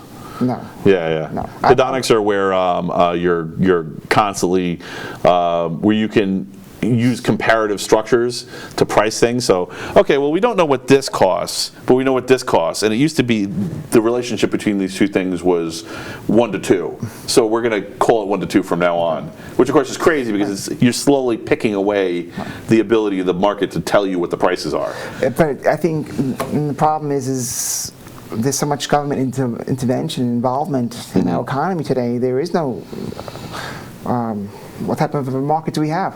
Right. So. Yeah. I agree, and actually that's the problem in general with government interference, whether you're calling it socialism or not, is that whenever you set a price, you don't know what that price would have been if you hadn't set it. Right. You know, and it's not a big deal if it's one price and it's for a little while, but if it's all the prices and it's for a long time, it gets crazy, right? Madness ensues. Madness, definitely. Yeah, and and actually this is one of the things. So I've frequently thought that the thing that's broken with socialism is the thing that's really desperately broken is corruption, and corruption grows over time. It's Big time. Inherently, Yes. It's part of the human condition. Yes. And the longer you're leaving price fixing structures in place, the more likely they are to become corrupt, and the more distort. Also, it's a double thing. The corruption grows, and the distortion of what the market price would be if you had never interfered with it grows. And you need those prices provide you information. If you have like socialism, they control the prices. There's government planning. There's no freedom of choice. Right. And I think as human beings, we're meant to be free. Right. Yeah, I agree. Well, to choose. Totally agree with that. Yeah. Yeah. So I think so. I think the key is one of the ways you avoid. And this goes back to the globalism thing that we were talking about before. One of the ways that you avoid this situation,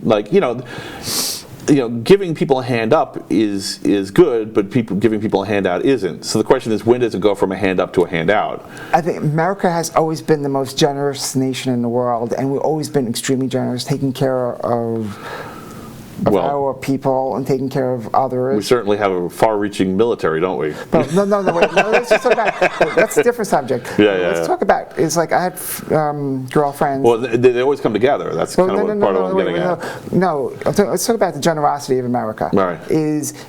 I had girlfriends that went overseas to do, study, and our version of giving, the average person giving to churches and organizations, is not known throughout the world. That's an inherently American thing. Right. Yes. Yeah. Americans for sure. Yes. And that's not a global thing. That's an American thing about. But that's individuals making choices, and this has actually been the conservative argument for a long time: is that individuals contributing to charity is the way to show kindness. It is. And you can't institutionalize charity, and I agree with that to a degree. But I think that the key is, if you are going to institutionalize charity, if you're in a situation where you feel like you have no other choice and no one is stepping up and no one is doing it. But I'm not saying that. Is America will always give. We always help out. We always help the poor. We always help the needy. But there's always blind spots too, right? Because the information isn't smooth. It's getting smoother, right? In the information between the internet and social media. We're talking two different things, I think. Yeah. Well, maybe not. No, because I'm thinking that we, as Americans, we always have been really generous and giving. As individuals, as right? individuals, right. And I think when we start, well, I think it's the same discussion. But if we start imposing with socialism, is you're taking my money and then you're not giving me the choice. You're taking my. So when the government, like I agree. says, they're taking my money out, and that's wealth distribution. Right. And how much is enough? Right. You know, I make a very nice salary, but I can't afford to buy a house on Long Island. Right. And I can't either. The only reason I was able to buy a house was because I basically went into a whole different field of study, and we started studying interest rates and economics, and I figured out, based on market trends I saw, I said, okay, there's a housing bubble, this thing's going to crash, and I waited and I waited and waited, and sure enough, it did crash, and when it did, I snatched up a house at the bottom. That's the only reason I could afford to buy a house, and that's not. Most people are not going to have. You're not building a healthy society when you need to have that entire skill set. Right. No, you're not. You shouldn't have to be a jack of all trades to function in an economy. Obviously, that's a broken economy. Right. You want people to be able to specialize because that's how you get economies of scale. So yeah, I agree with that. That's not fair at all. You should be able to afford a house. But how much is enough? How much do they have to take out before? How much do I have to support? Right. It's like, why does the bureaucrat think he knows better how to handle my money than I do? He thinks he's better at handling my money? Right. So here's one of the things that I think that should happen in all laws, not just whether they're handout laws or not. Any law where you're trying something new. I think this should have happened. In my opinion, this even should have happened with something where there was a ton of natural law. So you know what natural law is? Yes, I think of natural law as the Constitution. What makes America so special is God gave us our rights. The inalienable rights? Yeah. Where they can't be taken away. And I think I completely, it's easy to agree with the idea of inalienable rights. And that's what I think what makes us so special compared to a lot of European countries which are socialized. Right. Is when the government gives you a right, the government can take it away. Right. But when God gives me my rights, you can't take that away. Right. Yeah, and that's the danger with moving away from the God-provided rights model. And that's the problem with the God-provided rights model is that sometimes it gives religions extra power, maybe too much power. There's been abuses in the past, for sure. Yes, there's always been abuses. Right. I'm religious. I'm Christian. I believe in God, but I can totally take the atheist point of view too. So remember, again, I'm playing devil's advocate. I'm giving you the counter arguments, which should make your argument stronger theoretically, right? No, but when you have a society that believes in the Ten Commandments, right, and you have a stronger society instead of everything. When you have a society that does not believe in the Ten Commandments, anything goes. Right. If it feels good, do it. So I would argue that you could have a society that would succeed that didn't believe in the Ten Commandments, believed in all 10 Commandments. That you could abstract it more than that, and that yes, I realize. So you mentioned in the panel that you're Jewish. Yes. So the Ten Commandments are your rules. Right. And they're my rules too. Right. But at the same time, there could actually be a broader set of rules. Theoretically, there could be a broader set of rules that didn't necessarily contradict them, but that were more clear cut. And the question is, where would they come from, right? And actually, so this is the answer I think comes from an atheist. He didn't realize he had the answer, or he did, but he didn't specify what it was. Right. It's not. He didn't give the answer. He just said, "This is how we could find it," and that you could theoretically get rights from science. But how do you do that? Right. So I think the key is to look at the human beings and compare them to the animal kingdom, and say, okay, what are the things that human beings do that are unique? And of course, we could reason. Well, we're notoriously bad at this. In the past, we've done it wrong. Right. We said tools.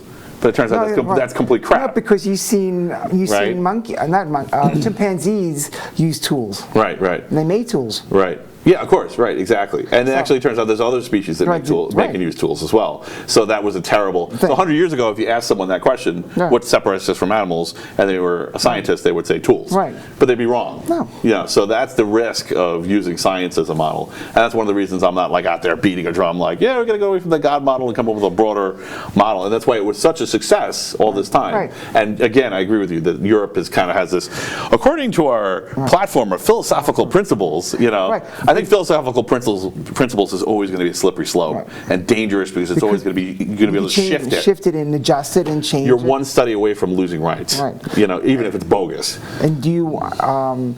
I want my rights. I want to keep my rights. I want to have rights for my children. I want my children to inherit rights. And there's definitely people out there inventing rights too, by the way. Yes, exactly. For sure, people have rights to the craziest things. I have right to Slurpees. Also, I think another important thing is what makes America so great is we do things because we're allowed to do things. Mm-hmm. We don't ask permission to do things. In Europe, you ask permission to do things. Here, we do things until we're told we're not allowed, until we're told not to do it. And I think that's a huge difference. Right. And I think that's why we also have Silicon Valley, going back to tech, is because we have the mindset is we can do anything we want until we're told we can't do it. We can do anything we want because we're technocrats. That's right. We control it, and that's what I think. Oh, wonderful! Europe doesn't have what? Silicon? No, Europe doesn't have Silicon Valley. I mean, they do, but they don't have it like. Well, we have a mini. So there's interesting. So we have in New York, we have a mini Silicon Valley that we're kind of competing with them. And one of the things that's definitely different about the New York area compared to the Silicon Valley area is there is more religion here. Right. So that's one of the reasons there's kind of a different culture. I know there are parks and parks, and I know there's Silicon Valleys in Europe too, but it's not like Palo Alto and stuff. Well, I would say it's Silicon Valley, New York. Right. As far as software is concerned. Israel. In Israel, yes, I would put that number 3. Yes. Yeah, I think New York's ahead of Israel, but Israel's definitely in there. I've been offered jobs in Israel, so I didn't take them. No, I would. It's really far away. No, I have a girlfriend that says, I'm my Hebrew sucks, but I think if I got a nice offer to go to Israel and work there, as long as it's on and near Herzliya, near the harbor, and I would definitely do it. I'd do it definitely. Yeah. You would take a trip to Israel and work over there. Yeah, why not? Yeah. Or you probably would be able to bounce back. I mean, I guess at some point you'd be able to telecommute too, right? Well, I guess not in networking, right? That's the job. That in data centers is you got to physically be there. No, I think as long as I at my level try not to touch layer 1. Right. So. Oh, you're I don't do layer 1. No. Oh, when I get laugh with me. Running cables, how uncivilized. When I get my CCIE number, I'll be like. I'm kidding with you. No, I'm running cable sucks. Yeah, if you're in the hottest part of the building. It's completely filthy because no one's been there in years. And my greatest excuse is I'm wearing a skirt, or a dress. Right. And it's hard to run cables alone, right? So I'm going to run cables in a dress. I'm wearing stilettos. I think I'm going to start wearing a dress when someone asks me to run cables. So. But I do look better in a dress than you. You probably do. I've got great legs, but I look like a Yeti, so. I'm part Chewbacca. Chewbacca, oh my God. I'm giving you too much information. What was that? Oh yeah, too much information. All right, TMI. Be ready to invoke, to keep a meritocracy fair, you got to be ready to invoke TMI. Okay. So the point that I was trying to make before, it's pretty simple, is that you're familiar with sunsets, the legal concept of a sunset? Yes. Yeah, so I think that all laws should be sunsetted. And the reason why is, so when the government gets the bright idea that says, I'm going to do this or that for people, it should end itself. And it shouldn't just renew itself. Yeah. It should be a fight every time. Right. And then that's one of the ways, because what that does, and also the other thing I think that makes the idea of socialized compassion more tolerable is making it local. And actually, so I'm very much in favor of local rights. And because usually these things start in a locality that's having a problem. I mean, they just legalize mushrooms in Colorado. I'm not going to get mad about that. I don't care. Well, actually, I think it's a little crazy, but You know what? So let's talk about, but good for you, Colorado. You solved your problem. Right. You know, I don't see a reason why it affects me. Well, remember, so the federal government was created by the states. Remember, it's a compact. It's Right. a compact from the states that created the federal government. And once in a while, Texas reminds us, We'll stop being a pain in my butt. I'm going to leave. So we'll talk about that. Yeehaw! Bang, bang, bang. And I love Texas. I love Texas. I love Texas, too. So I came. How could you not love that attitude? Holy shit! I came really close to moving to Houston a few times. The traffic. You're not the only person in our user group either. I've talked to a couple Oh other my people. God! The traffic. I love Tex-Mex food, but the traffic in Houston is truly amazing. And The top food. So if you've never been to Texas, the top food is definitely tacos. Everyone just goes and gets tacos. I have, for lunch. like, when I get off the soft plane- tacos and so I have my favorite restaurants. As soon as I get off the plane, I don't even check into my hotel or wherever I'm going, or my friend's place. We just meet. I have my favorite restaurants. We all, it's like. right. Yeah, it was mind blowing when we went to. Well, first it was hot because it was summer, so we were there in the summer. So that was probably not the brightest idea. Oh my God! So I remember being at the Galleria Mall, and it was around December. I was like wearing a skirt and stuff. It was like what 80, 90 degrees, whatever. Yeah. Oh my God. Yeah. So- It's down there. So if you ever like in New If you're York, down by Houston, it's down there. so if you're going to go to Houston, go to the Galleria Mall. Definitely, that is just an amazing mall. It's not Dallas. The Galleria Mall. No, it's in Houston. I love Dallas. No, go look it up. Galleria Mall, Houston. Yeah, Houston's a weird place because it's got those. It basically has no housing regulations.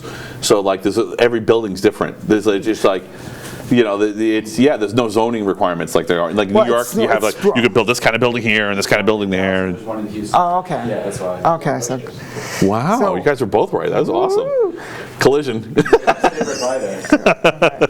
no, what I love about is just how they just build in Texas. Oh my God, the Yeah. loops, and last time I was in Dallas, So every single house has a pool. Every single house has air conditioning. you have to. You have to, You have right? to. Oh. But the thing that was amazing is we went down there. You've seen Yeah. my monster van. Yes. It had this ridiculous. It looks like. I mean, I think I'm the only one at least in my county for sure, with a van like this. And I go down to Texas, and it's a dime a dozen. Everybody's got a Everyone big lifted has a- truck. And I'm just like if it wasn't for the New York plates and I had a cowboy hat on, they wouldn't know the difference. It was funny. It was like my first time in Texas. I saw this girl. She was like 5'2", driving like this big ass Silverado. It was like, holy mother! And she's driving it. She throws out a rope ladder when she gets out. She's driving it like. Short wife, big truck. It was like, holy shit. I mean, she's just driving this thing like it was nothing. It was like, I'd be hitting everything. Yeah. Well, you get used to it. So having driven old cars, my wife never mastered old cars, but I did. Okay. So like old big boats. Right. You get used to it. Okay. It's a little bit of a higher learning curve, but it's not a wall. You can get past it. Okay. Yeah. In case you're thinking of moving, don't let that stop you. You'll get past it. Oh no, I'll get myself a Raptor. Right. Nice. I love Raptors. 80 miles an hour off road. Don't even have to hit any buttons. You just turn. No. Bye. I'll have my. I have yet to see the police chase where the Raptor gets away instantly because I don't think they ever get to the helicopter stage because he's already gone. But as soon as the cops try to pull a Raptor over, he's just like, yeah, bye. Right off into a field and they never see him again. And and I have, instead of having the badass evil black gun, I have a Tavor pink. Tavor is the Israeli-made version of a Oh, okay, cool. bullpup. Nice. The IDF uses it, so I have a pink one. Nice. Yeah. That's awesome. Yeah. Everyone's very polite in Texas. It's the strangest thing. It is. Everyone's so nice. People are pretty polite in New York too, but not always. Particularly in the subway, it gets weird, especially when you're elbow to armpit. I found people to be really like guys welcome me in their seats and on the subway and stuff. Yeah. They offered me their seats too. No, I'm just kidding. Guys, I'm just making it weird. I like weird. Yeah, no, I'm kidding. All right, so that's interesting. You understand what I was saying now about socials, and the point I was trying to make is that, like having an institutionalized the problem, there's a couple of problems with socialism specifically, and I'm glad I can talk to you about because this. it's the transfer of wealth. It's just taking. Right, and the structural problems are it screws with the market. Right. So you don't know what the prices are. So the more, if you keep it really local, if you don't make it global or national or even state, if you make a town or county or something, then you have prices to compare it to. If the prices go up in this county and they stay here in this county where there is no social program, you know it's affecting prices. So okay, it's not working. But if you make it for everything at once, how the hell do you know what the price is? Well, talk about price. So talk about affecting prices in counties. So Suffolk County has a 5 cents fee per bag, and Nassau County doesn't. So what do tons of people in Suffolk County do? Bag smugglers? No, they go shopping in Nassau County. Right. So that's affect. Yeah. So that's affecting the economies. Yeah, for sure. Well, it even affects tourism. I was in Colorado, and I was at a Home Depot, and you had to pay for bags. Right. Yeah, and I just bought less stuff. I mean, the first time they got me, right? I didn't know. But actually, I was constantly fixing, and we had this trailer, and you had to fix it sometimes. Stuff, a lot of the stuff I built myself. So this was the maiden voyage. A lot of things were being tested. I fixed them; they're fine now. But I had to buy some things, and I'm like, I went there twice, and the second time I'm like, that can wait, because it just annoyed me that I had to pay a bag tax, right. Or carry out my stuff like I'm like it's like a cartoon. But it's quite interesting. It's like when you're in Europe. I've been to Europe many times. Is everyone brings their bag shopping? Right. And I said, which is probably not a problem at Home Depot, but it's really annoying in a supermarket where you have spoiled meat in the bottom of your bag and it smells. And well, talking about meat is if people are using their bags, you have to be careful. You should only have meat bags because you shouldn't have you bring home that meat, the ground chuck. And then use that bag next week for your vegetables. Right. Yeah. Totally. That's what I mean. Yeah. It's gross. Yeah. Do you do kosher or you don't? I do kosher. I don't. No shellfish. Right. Stuff like that. I wonder how that works for cities that have done bag laws that also have large Jewish populations. If they have to make exception. I wonder if you can get a religious exception to the bag tax. That'd be cool. I think I just started a revolution. There you go.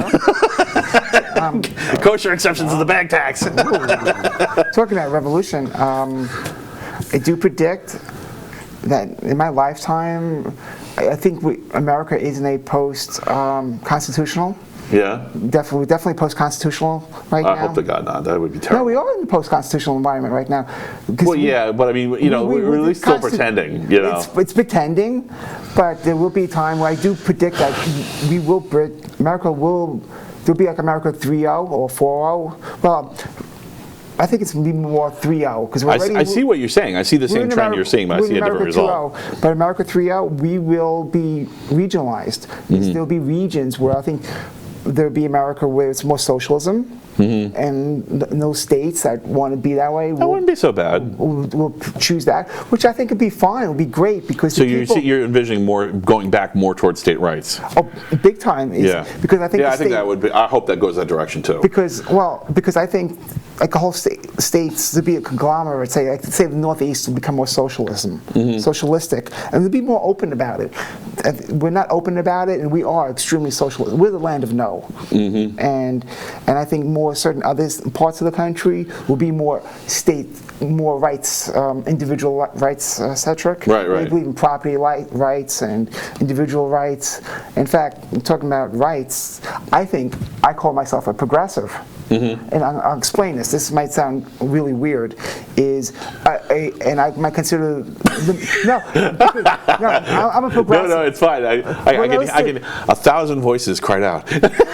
No, because think about it. I think I don't disagree with you. Today's liberal isn't a liberal. Right. Because I think they're regressives, and I am progressive because I believe in free speech.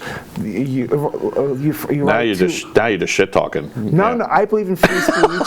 I believe in the right to own property. The right to be self-determination, and and the right to express free ideas, and I will protect that right. And those are liberal ideas. Those are progressive ideas. Yeah. The quote unquote liberals. Yeah, if you dial the clock back to the 80s, I'm a liberal. You know. Oh. Yeah, I'm by those standards, I'm right up the middle. But the quote unquote liberal today is a regressive. They don't believe in property rights. I think they believe in censorship. They don't believe in self-determination. Right. They believe in confiscation of wealth. How much federal government? I think all those things are okay under limited circumstances. You know, you could bring up cases where they work. The problem is But tell me, when is enough? When is there enough? Yeah, well, everything's a slippery slope. That's the problem. There is never enough. They always want more. Want more. Inherently, so this is the thing. Democracy, in a democracy, whether it's a republic or a democracy, the participants in the democracy have to be informed. They have to be. It's not enough to be trying. You actually have to be right. But you have to be about what works and what doesn't. Right. But today's you have to be pragmatic. Pragmatic. You have to. Yeah. I don't care. I just want things to work. Right. Yeah. That's true. I agree with you. But so I do say is there will be America because the UCC laws and interstate commerce and stuff. There will always be America, but I think there'd be maybe 4 or 5 regional. Would be more like the Soviet Union, ex-Soviet Union. So the question of commerce going over borders is always comes down to this, and it just drives me. This is like one of, if I had a top 5 things that the journalists failed at in expressing a political standoff, it would be in dealing with commerce over borders. There is a world of difference between free trade and fair trade. Right. I am very much against free trade. I like fair trade, and what I mean by that is when you have people on two sides of a border, and one of them has no rights, and one of them has lots of rights. Guess where everything's going to get made? Where the place where the people are literally slaves. Right, and it's like you have to take what rights the people on the other side of a trade pact have as part of the trade pact. So I remember when China became. I didn't say China. Yeah, you're right, China. So I remember when China became. Sorry, China, it's not great. Became part of the World Organization, World WTO, and I knew there was a disaster. I knew that would gut the Midwest. How could you not know that? And I knew corporations would be just destroying the factories and moving things over in wholesale. And granted, I believe in money. I do want to own the Gulf Stream. I do want to have nice things, and everyone wants to have nice things. And nice, but it's like well, hopefully we'll get into a situation soon where nice things are way cheaper. But what is it? Is it I have really, a right to a Gulf Stream. I do too. But it's like how much is enough do you have to make? Do you have to really gut those factories? Do you really have to make $100 trillion or $100 gazillion? Maybe you could just make $100 billion.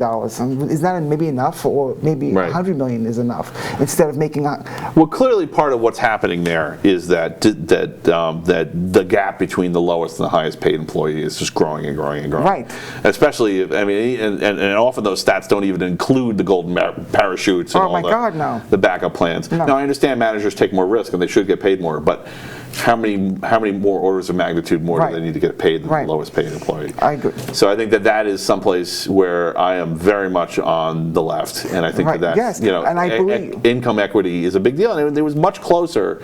The further every decade you go back, it gets closer. And it's disgusting and it's unacceptable. And I think when we have America 3.0, there will be some blowback.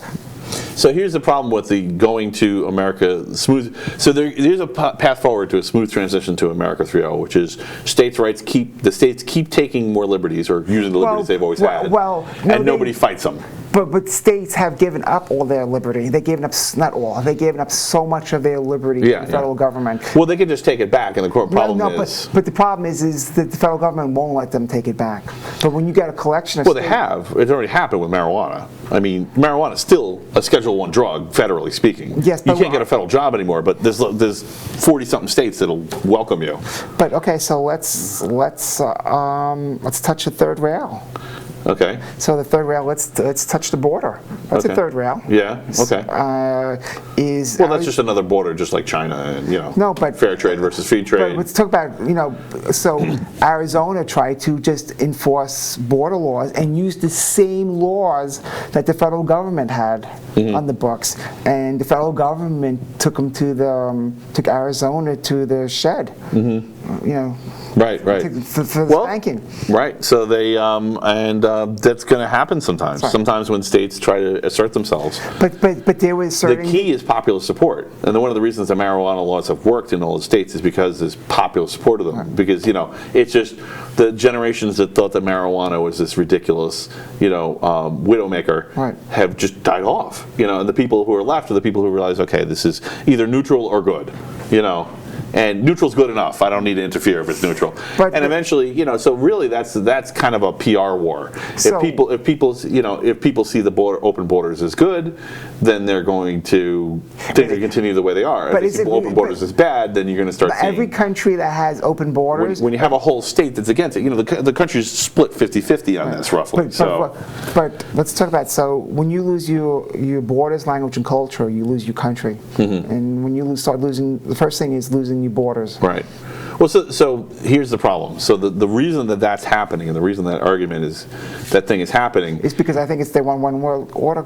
yeah. Oh, I think so. I think that well, all right. I don't know. The left, so the regressives. I don't know. That is a distinct possibility. I don't really know that. Okay, that's so happening. let's not even talk about that. So let's just take that out of the equation. The regressives, I like to say, because I'm a progressive, because I believe in liberty, property, Right. and things like that. Is they believe in open borders. So you're not a congresswoman. Right. Sorry. You're not a congresswoman, right? Congress is the opposite of progress. I like that. Yeah. So, Continue. oh my God. So, what was I? I interrupted you. Yes. I interrupted you with my poorly placed hand. Look, I'm not saying we can't talk about that. It's just I don't think there's an answer right now. No, so I agree with you about the importance of borders. But they have identity. the regressives believe in open borders, and that will destroy. The problem is that I think what's happened, and people don't realize they've done it. And you can make this point subtly. You don't have to go guns blazing and flag waving in Texas style. It's actually No one's saying that. No. But a lot of people do. I'm not saying you're doing that, but a lot of people do this on this topic. But it's actually really simple. I think a lot of people are moving away from integration, and that's the real problem. There's this idea that culture is completely untouchable. And the problem with that is it blocks up our mobility. And when you don't create like cultural ghettos where people are part of a culture and they're safe in that culture and they get certain rights are reassigned to cultures. That's how we're being treating culture lately. And the problem with this is you just don't have that upward mobility. You don't have that ability to move between markets because you're trapped within the markets available to your culture. And if we fix that, the border crisis would fix itself. Because what would happen is I disagree. if someone couldn't integrate, people would look at it as from the point of view of someone coming across the border, can they integrate or not? And if they're not trying to follow the laws, if they're not trying to follow the rules, if they're just coming over because they want to, they wouldn't really be trying to integrate. So that would become the problem, their lack of enthusiasm for integration, rather than the lack. I agree, because it's like, I mean, no one really argues. I've had this conversation, like pieces of this conversation with people, and no one ever argues against integration because that's crazy, right? Everyone's pro integration. Right.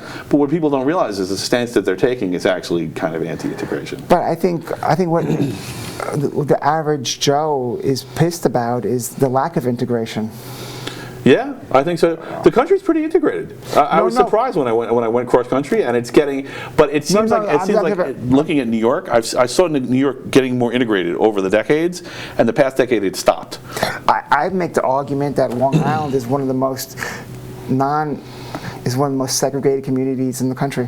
It was, and it's getting better. So I would actually, specifically Long Island, the past decade or two has gotten a lot better. When I was a kid, it was much more segregated. So every decade it seems to get more integrated, and I'm happy with it. It's actually a weird exception. New York City itself is still it was becoming more integrated, and actually it stopped, and now it's becoming levels of segregation seem to be drawn. Nobody's moving neighborhoods, right? But let me, the audience, they're going to say, Ariella, why do you say that Long Island's one of the most segregated parts of the country? Why do you? And I think it's really important is it's property taxes. And oh, you think it's a wealth segregation? Okay, interesting. No, but it's also it's socioeconomical segregation is. We have some of the highest tax rates in the country on Long Island. Yeah. Okay. Yeah, we do absolutely. I mean, for everyone, no one. So, in case you're not familiar with Long Island, the tax rates are through the roof, and one of the social problems it creates is that older people have to move away when they retire. They can't stay here, and that actually creates a social problem in neighborhoods because it actually makes neighborhoods less safe because the only people who live in the neighborhoods are the people who are working age, because once you're past working age, you can't stay there. And this is one of the things I love about living in New York City. That's one of the good things about the integration in New York City is that because the tax rates are much lower. Yeah, okay, so it's actually safer. No, but your tax rates are lower, but just to buy. Yeah, it comes out of income. Your houses are more expensive. Yes, a lot more. Well, I think that's why. Right. I think that's the market actually telling us something. Right. So these houses are better value because you have a better neighborhood. But it's wait. Like looking at Great Neck compared to Little Neck. I live in Little Neck. Looking at those two towns compared to each other. But it's not just that. Any place where you have two towns on either side of the border. So Little Neck and Great Neck are next to each other. But I think the average you could arguably say that the average tax rate for a house in Great Neck is what, $15,000? Yeah, that's easy, fair. Easy, $15,000 to $40,000. Right, and that's how much some people's houses are worth in some parts of the country. So it's completely bonkers to even hear that. I know. It's like, so if you hear this show and say, even incomes are also proportionally higher. So people, I don't think that much more proportionally high now. Yeah. Well, no, I don't think they're keeping up. So if they're not keeping up. No. Yeah. If you see the housing price is doing this and income's doing this, so the housing price is getting ahead of it, but. Your income's still up here compared to most people what's down here. So in real estate, is when you say the way it works when you buy a house is your house price is governed by what you could afford, monthly payments. It's like when you buy a car, you don't ask, you don't care, you don't know, you don't remember how much you paid for your car, but you ask everyone your monthly payment is, they'll tell you. It's like, do you remember how much did I pay $50,000 for a car or $60,000? No, my payment is $759 a month, or whatever it is. Right. That's how you buy your car basically. It's like, what's your monthly payment? Right. And that's actually, I bought a car for the first time in my life, the only time in my life. I bought a motorcycle once and I bought a car once with cash, and the dealer didn't know what to do with me. They literally had to call in the manager because they didn't know how to sell a car without a loan. So yeah, that is completely true. Everyone is. It's the same thing when you buy a house. So when you buy a house, so let's say you buy a $500,000, a starter house should not have to cost $600,000. And then you're paying $12,000-15,000. Well, inherently, there's a law that says that. So, the conventional mortgage stops at $430,000. So, there's a legal basis for what you're saying. But you literally can't buy a house with a conventional mortgage. Well, it's impossible. No, or you have to. You have to get a jumbo. A shitload of money down. Yeah, or a lot. Yeah, you have to put hundreds of thousands of dollars down, which is very difficult when people are living hand to mouth and paycheck to paycheck, and they, most people can't. I think the latest number was that $500 disruption is too much for most people. Right. How are you supposed to save $100,000 if you can't afford $500? Exactly. Yeah, and I think you're right. It probably is, that segregation probably does come from the financial. And I wouldn't be surprised if you could take the conspiracy theory view of it. I think the further you go back in time, that it was a prejudiced kind of conspiracy theory view, but I think now it's just an economic anti-middle class tyranny that's just evolved from the system that we've evolved into. And I mean, I could say it's a conspiracy theory, but I think it's like just nobody's at the wheel. No one's at the wheel. Nobody's like really thinking about. No one had the discussion we just had because they'll get a minute into it and they'll start screaming at each other. And that's a huge mistake because there's real suffering because of it. Talking about, I don't think, and today also talking about. People can't intellectually have conversations anymore because everything is so demagogue. I say demo. I can't even say that word. Demagogue, yeah. Demagogue. Yeah. It's such a demagogue now. Yeah. Is you can't. There's the. Well, you have to be willing. The key is right. So we bounce back and forth between your premises and my premises. We've talked about some things in your premises and talked about some things. You have to be able to accept the other person's premise temporarily. You can't get mad when somebody gives you a new premise, not because they may be wrong. Right. But if you at least let them build their case with their facts, then you can say, okay, so here's the problem with that. And then you can say, here's my case and here's my facts. And you can compare the two. And it gives you a better idea when you see the whole picture. First of all, of what their intention is, right? Because there's a lot of accusations of bad intentions going around, right? You see that all day. You're prejudiced, And that's part of this is part of what I was talking about with the women in tech and like the on the one hand, you want to stop prejudice.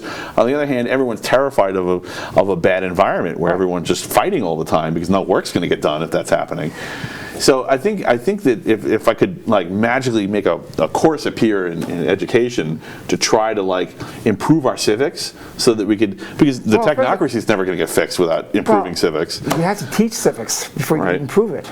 Right. That's it. I would teach I would have an ethics and civics class. We don't teach civics anymore. And part of that also would be debate because you have to be able to understand that sometimes you got to let a person get to their point and then you tear them down. You don't attack them immediately. I was at let's just say that's a talking point world. No, I was at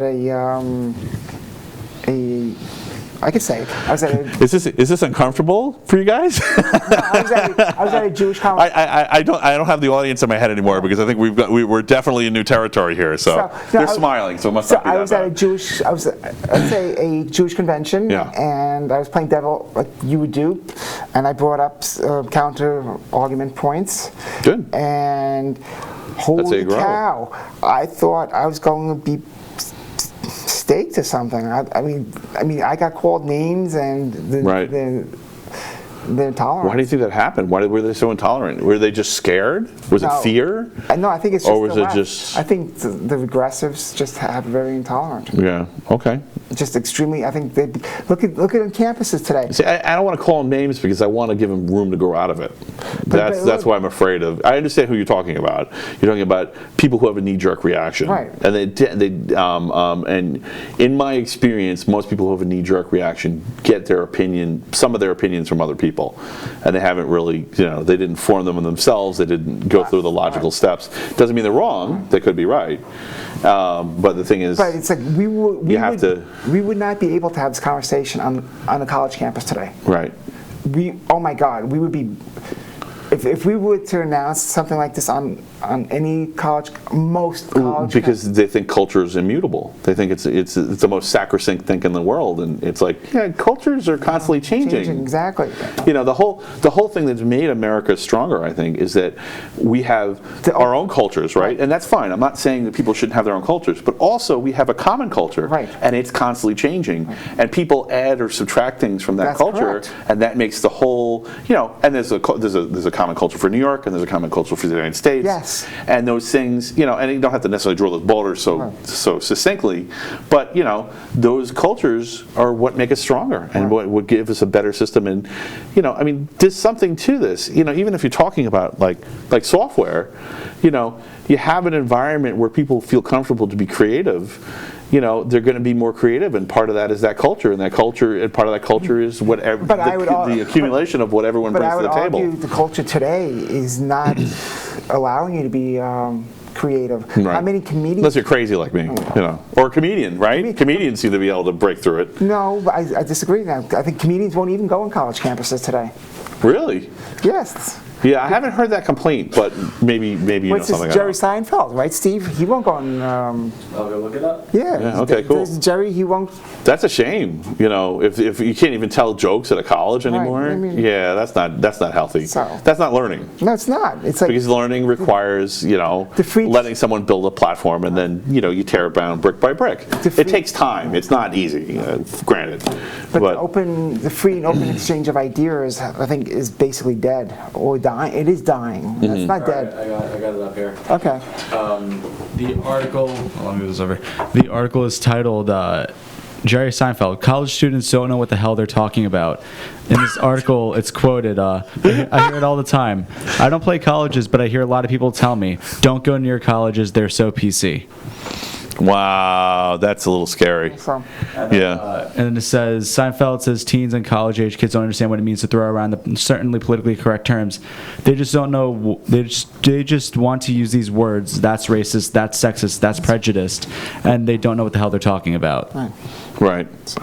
Right. Well, of course, everything. I prefer to use the word prejudice because I think the same rules apply for prejudice. Right. Looking for the common case of prejudice is how you solve prejudice. You don't hyper focus in on racism or hyper focus in on anti-Semitism. Right. Yeah, I mean they have different attributes Right, than they each do. other, but at the core, they're roughly the same. It's about ignorance and hate. Yes, it's about ignorance. And what's ignorance? It's not giving other people a chance to express their ideas. You know, so. but that's when you can't express ideas, you will have ignorance and you will have hatred. I wonder if I'm going to be able to get a negative YouTube hit on this. Like, Oh my God! I have negative 30 viewers. How did that happen? How many third rails did we touch? We touched more third Oh, rails. that was great. But see, like, that wasn't so bad. I even played devil's advocate. I even defended socialism. Yeah. And it Which is a wasn't. We didn't kill each other. Well, why But am I dead? Do you hate me because I No. did that? No. So it's inherently ridiculous to be mad at people because they defend a position they may not even believe in. They just don't think the arguments are being carried out fairly. But if you go back to the 70s, or even the early 80s or the 60s, you had congressmen or senators, and they might have different opinions. Like you might be more socialist, or one might be more market-based.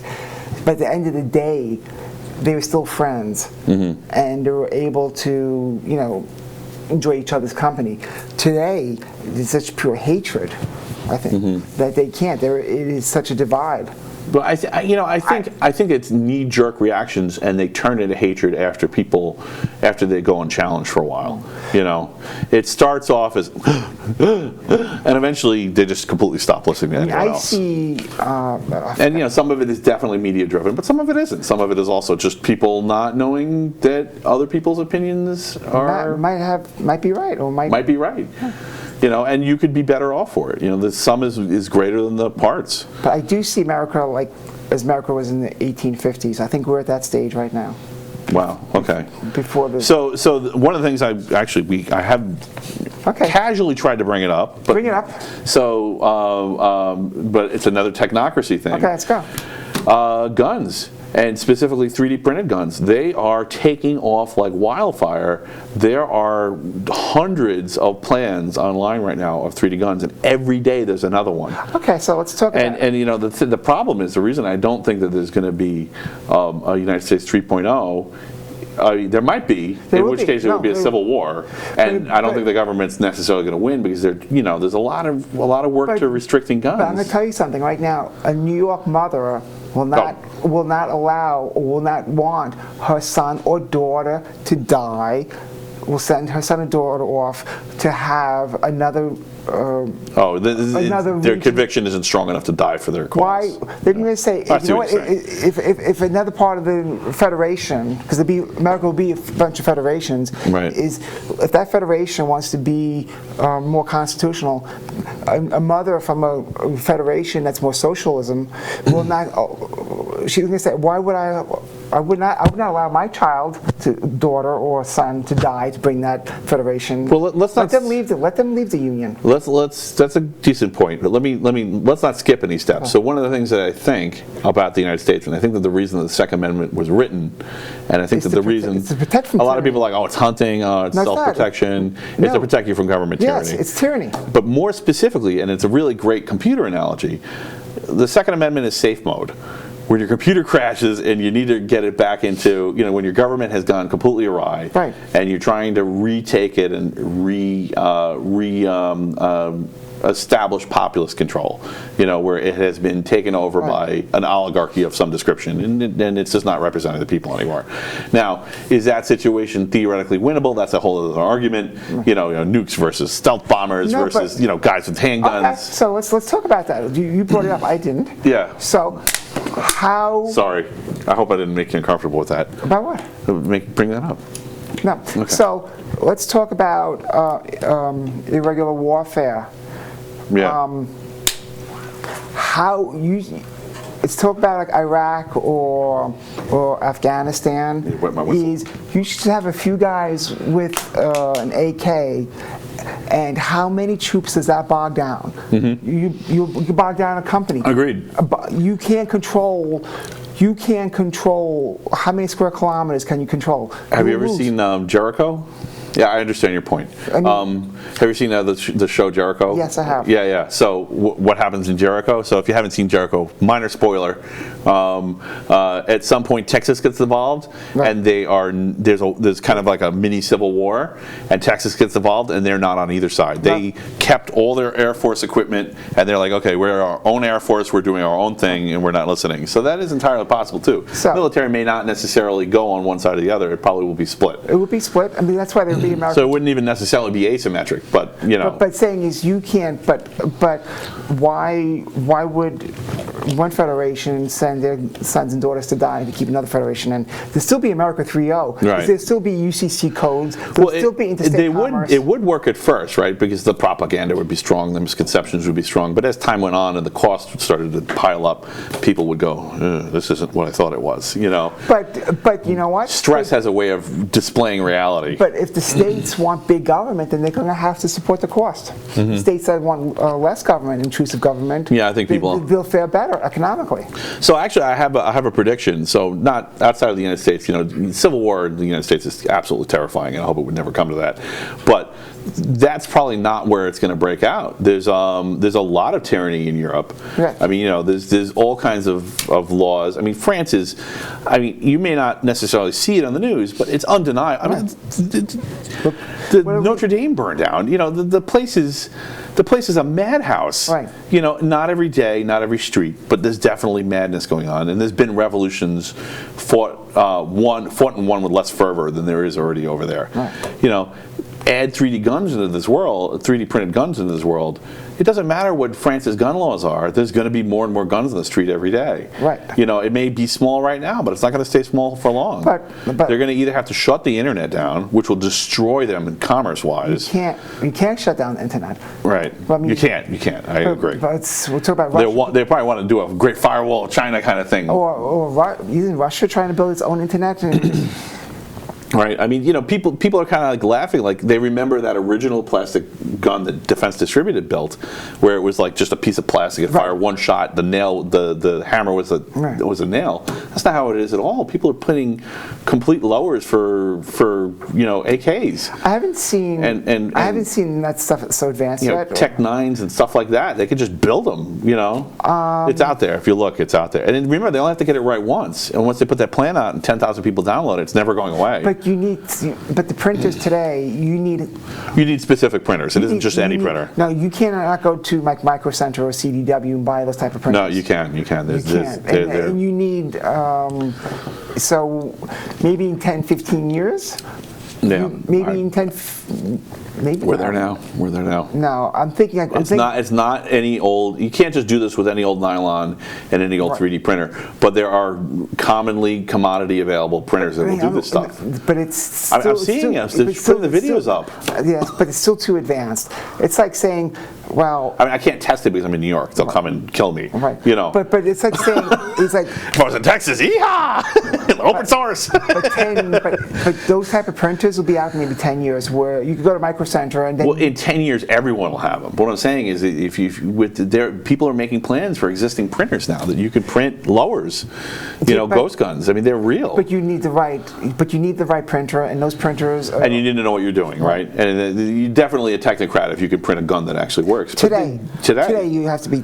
But there's still a million technocrats across the world at least, But no, but and I'm sure there's 5,000, 10,000 in France, I'm telling you, I'm seeing that. All right, maybe I'm wrong. It's a projection. I think you're pushing the technology. I think within a year or two, we're going to start seeing meaningful accounts of 3D printed guns in revolutionary type actions. They may not be winning revolutions, but there will be revolutions. 5 years.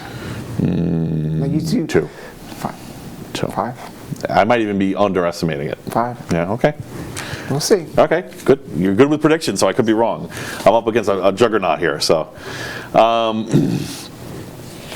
Let's see. All right, well, let's get away from the politics. I'm sure we've lost most of our viewers who don't want to hear about the politics. No more. Let's talk about music. Want to talk about music? Yeah, sure. Okay. What do you want to talk about? Well, you said you're into music? You wanted to bring up music? I don't know. It's up to you. Are you playing an instrument or? So I just started getting into music because I do everything backwards. In January, I picked up an Ibanez really sweet, nice guitar, electric guitar. Excellent. I picked up Beauty. Are you trying to learn how to sight read, or are you just playing by ear?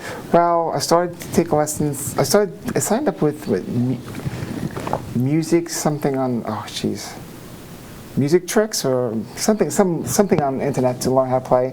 And then I picked up a bass, a really nice bass, another Ibanez bass, 5-string, gorgeous. And then 2 weeks ago, I picked up a really beautiful Taylor acoustic Hawaiian wood Kua. Is that Kua? Yeah, Kua.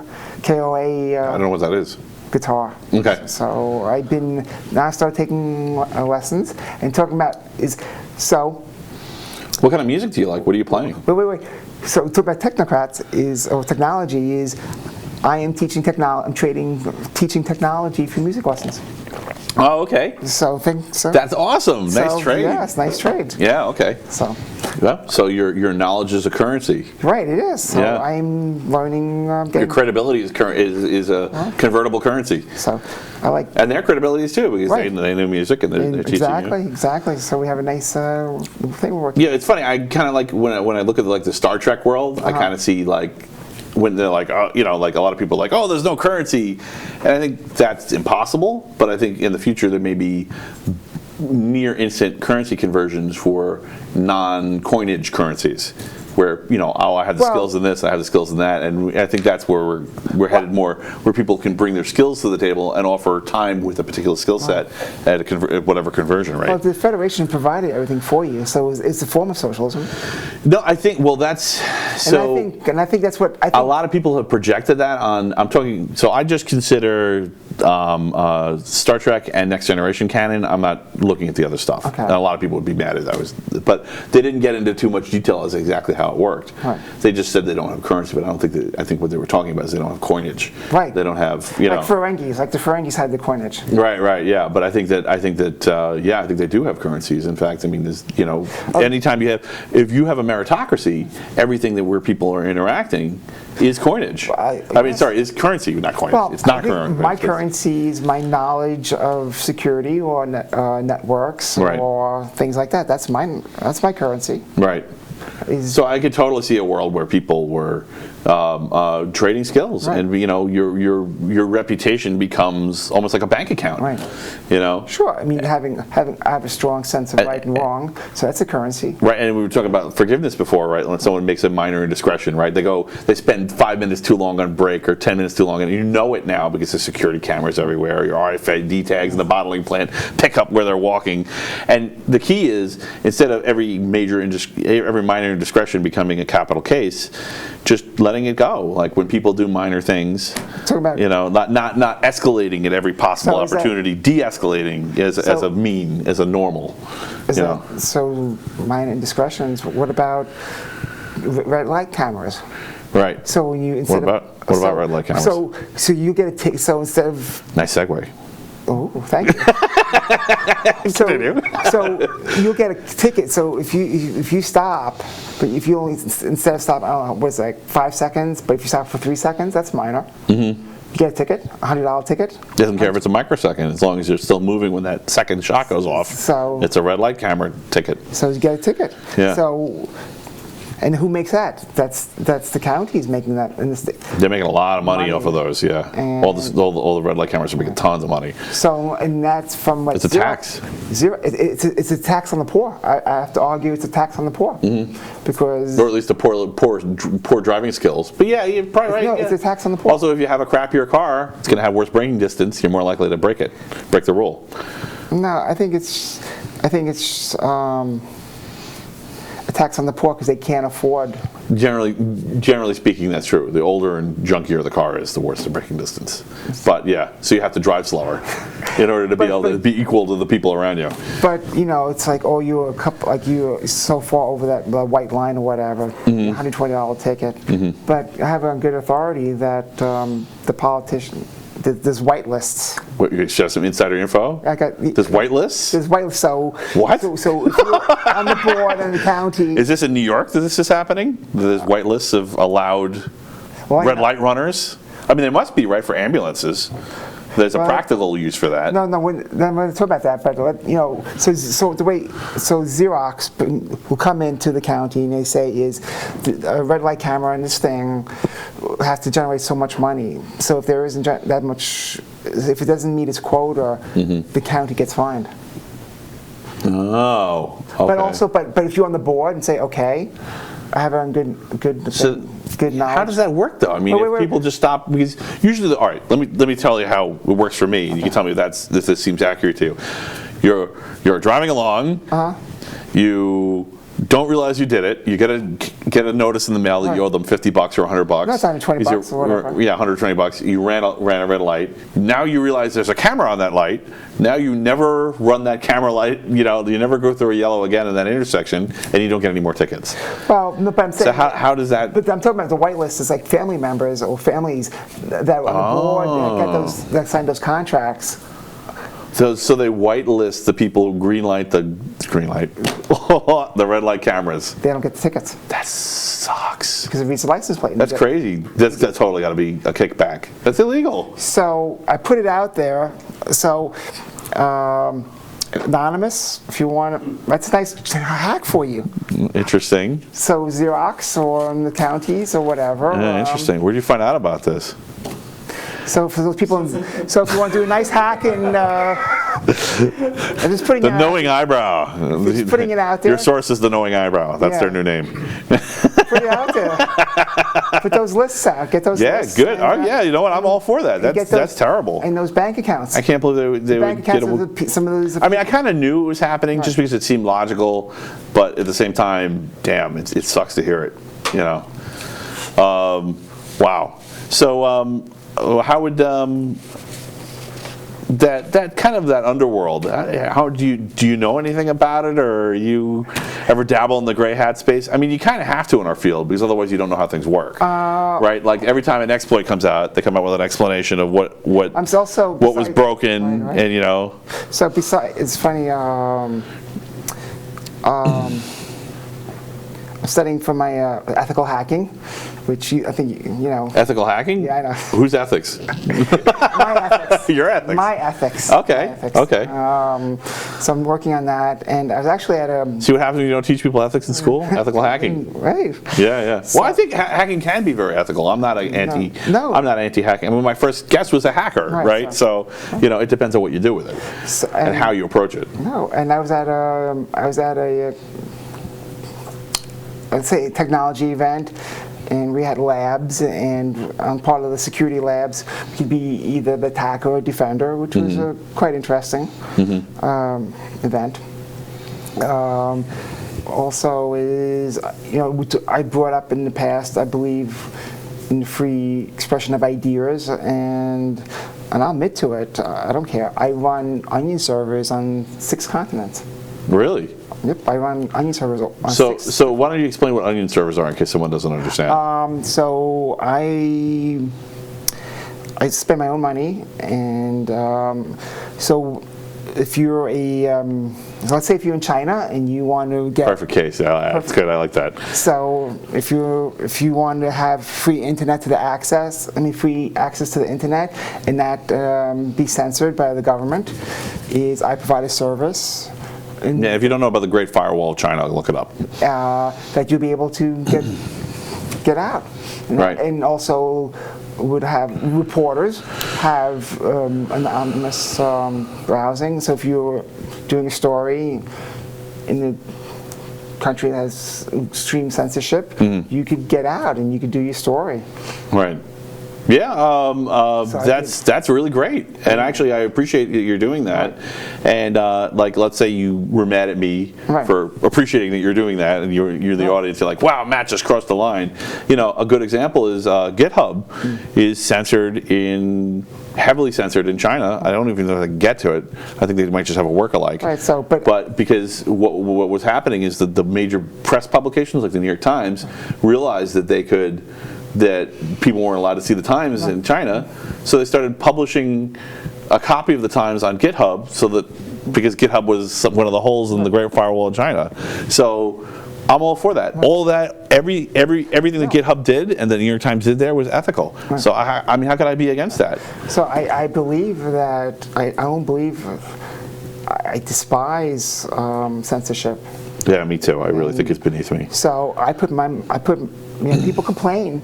I can be wrong. I can be wrong about things, but you know, what I'm trying to say is people shouldn't censor. You know, people shouldn't censor me. I put my when I'm money wrong. where my mouth is. So I set up servers on 6 different continents. Wow. And all that. Wow, that's really And I spend my own money supporting it. So what's the risk with that? Just that you wasted your money, or that? I don't think there's any. The risk is maybe. The risk is not doing it, right? The risk is not doing it, and then the risk is maybe I won't get a job with a certain company. But if that company that won't hire me, or says because I support the free exchange of ideas, maybe I shouldn't work for them. Yeah. I think we cannot afford to do that. that's a pretty hard line, but I can respect that. I think that's important. And I'm very much anti-censorship. I'm very bothered by what's happening in social media right now. You know, you get shadow banning, which is of course harder to see, but then you have blatant censorship, and that's happening more and more. They're getting bolder, right? And it's getting a little scary because I mean, like, I don't agree with the things that a lot of the censored people say, but you know, the things that people are getting censored for are becoming more and more reasonable, and it's a little scary because it's like, okay, well, what happens when you just have differing opinions? Are you going to censor them? Yes, the slippery slope is slipping. It is slipping. There is slippage. What is it? There were a bunch of articles that Chase Manhattan Bank is closing bank accounts of people that are on the right. Right. And yeah, that's crazy. So yeah. And I mean, and the funny thing is, so like I've never been. So if you don't know this about me, I actually, some people got mad at me when I predicted Trump publicly, very publicly, months and months before he won. I said he's going to win. And I had a lot of logical reasons why. I didn't endorse him, but I did predict. No, I predicted he was going to win. People thought. When I predicted that, I was called a racist. I was called so many different names, you have no idea. Which makes no sense. It's a prediction. How could you? I'm a racist because I predicted. Maybe they could call the people that you were predicting were going to vote for him racist. I'm not saying that's right, but at least it makes more sense. But it's completely it would be completely nonsensical to say you were a racist because you were predicting what was going to happen. It's like a forecast. That'd be like you're racist because you predict the rain. Because it goes back to the circle of the intolerance that has developed. They don't even know what the word means. Sorry. But the intolerance is. All right. Yeah, no, I felt it too. I got it too. People were smart enough to not take me on directly on it, but yeah, I mean, there was some snubbing. Right. Nobody, I'm a loudmouth, me. So. And we were together that night when it happened. Yeah. We were at a YLOG meeting. That's right. Horrible laughs. Yeah, people were mad. They were really mad, and they were mad at me. I'm like, why are you mad at me, man? I warned you. Yeah. I was trying to tell you what to do to avoid this, and you just got mad at me instead, and now you lost, and now you should be mad at yourself, not me. and they're still deranged, and they still have such derangement of anger. And right, and that's one of the this is I think that that's going to change this election, and I'm not sure. Right now, I'm a little nervous about the fact that Biden's in the lead, but it's early, and usually the guys who are in the lead early in the primary, because I think Biden will lose because he's not a populist. Biden has no chance. Yeah, but no chance. I don't want to get into straight up politics and be talking about politicians. But let's talk about, because we talked about the election night. We were together that night. We could, but I'd rather not. I want to talk about electronic voting. Mm-hmm. And I remember reading white papers about it. Maybe 10, 15 years ago, and what it was just like, what were they proposing? It was like, it was going to be a nightmare. It's like, right. My God. It's like, are you like serious? Well, so this is not just voting. Custody is a huge problem. Voting is a specialized case of custody, of who's in charge of what information when, and how do you know it's true. But how many companies are actually in charge of these voting machines now, and what about the backdoor vulnerabilities, which I hear about through the through the security community? I hear things about these voting machines that just make me cringe. Right. So one of the things that's wrong with the voting machines. Now, I've had arguments with people about this back and forth, and but there's a lot of things wrong. But for me, the clincher is Diebold. Diebold isn't, because a lot of people are like, you're just you're making up, you're fabricating craziness. Diebold's a heavily conservative company, right? They make ATMs before they made voting machines, and eventually they got into the ATM business, and they got into the voting machine business. And so I like to use that as an example because I find that the conservatives get less mad at me when I pick on them. So, and Diebold has been getting into voting machines the problem with voting machines is there's no receipt. Right. There's no way, and of course now what people will argue that, okay, well, if you have a receipt, that's a way that someone can leverage, force you to show them your receipt to show you voted a certain way, and that people can either use hard power or soft power to force people to vote a certain way. No, wait. So we just recently had the election a few months ago. Mm-hmm. So when you go to the ballot, they put a number on your ballot, like 198 or whatever, mm-hmm. and then they take that to your name mm-hmm. on the book when you sign in, mm-hmm. 198. Right. They have a key. It's basically. So they know, and they have that sheet. Right. So they could go back to use that sheet. Oh, you're talking about the actual election workers on site. Yeah. So they can see. Well, theoretically, they're impartial. No, but they. So where do those ballots go? They go into that machine. Right. So they go there and say, "Oh, look, Ariella." They go to the book. I signed in. Was 198. Mm-hmm. They pull that the ballot out 198, and they say exactly know who I voted for. So I've seen a lot of proposals. The one I think I like why don't you tell me what your favorite voting machine design is? It was the simple one. Remember when we were the big machine, the hanging Chad mobile? Yeah. No. No. Because the hanging Chads were very small in number. Wait. I'm talking about my favorite voting machine is the ones. Remember, they're like that the curtains you go in. And you push the levers up and down. Yeah, that's what I'm talking about. The old mechanical ones, and you pull. The old school mechanical ones. Yeah, and I've heard arguments from a mutual friend that they were also subject to corruption. But the problem is, the thing that was good about them is at least the custody chain was clear. And it was also a crowd of custody. So even if you managed to get to one guy, he was only in charge of 1 or 10 machines but instead of the entire vote. Right, but you have auditors at those precincts, and from party A and party B, they'll check off, okay, that machine is 000, I'll check off, and the other party person will check off, okay, at the end of the night, we'll both check off and say, okay, this machine had 2,000 votes, that person will check it off, I'll check it off, and we know. Right. Yeah, so I completely, and so this is what I was talking about custody. You know, the old school method of custody is expensive, it's time consuming, but it also minimizes losses, and the losses are predictable, right? So, like, you might have a 1% error rate, but that's 1%, you know that, right? But it's the electronic one, it could be a catastrophic error rate, and you wouldn't even know. How would you know? Because the code's only audited by a handful of people, most of which usually work for the company that builds the machine. And first of all, what about those back doors, like USB sticks, or you could remote SSH into those machines? So I think that there's nothing wrong with making progress into an electronic voting space, but here's the design that I've seen that I like the best. So it combines the mechanical aspects and the crowd, the crowd of machine auditors, those aspects of the old system into an electronic voting. And it's very simple. It's just a window.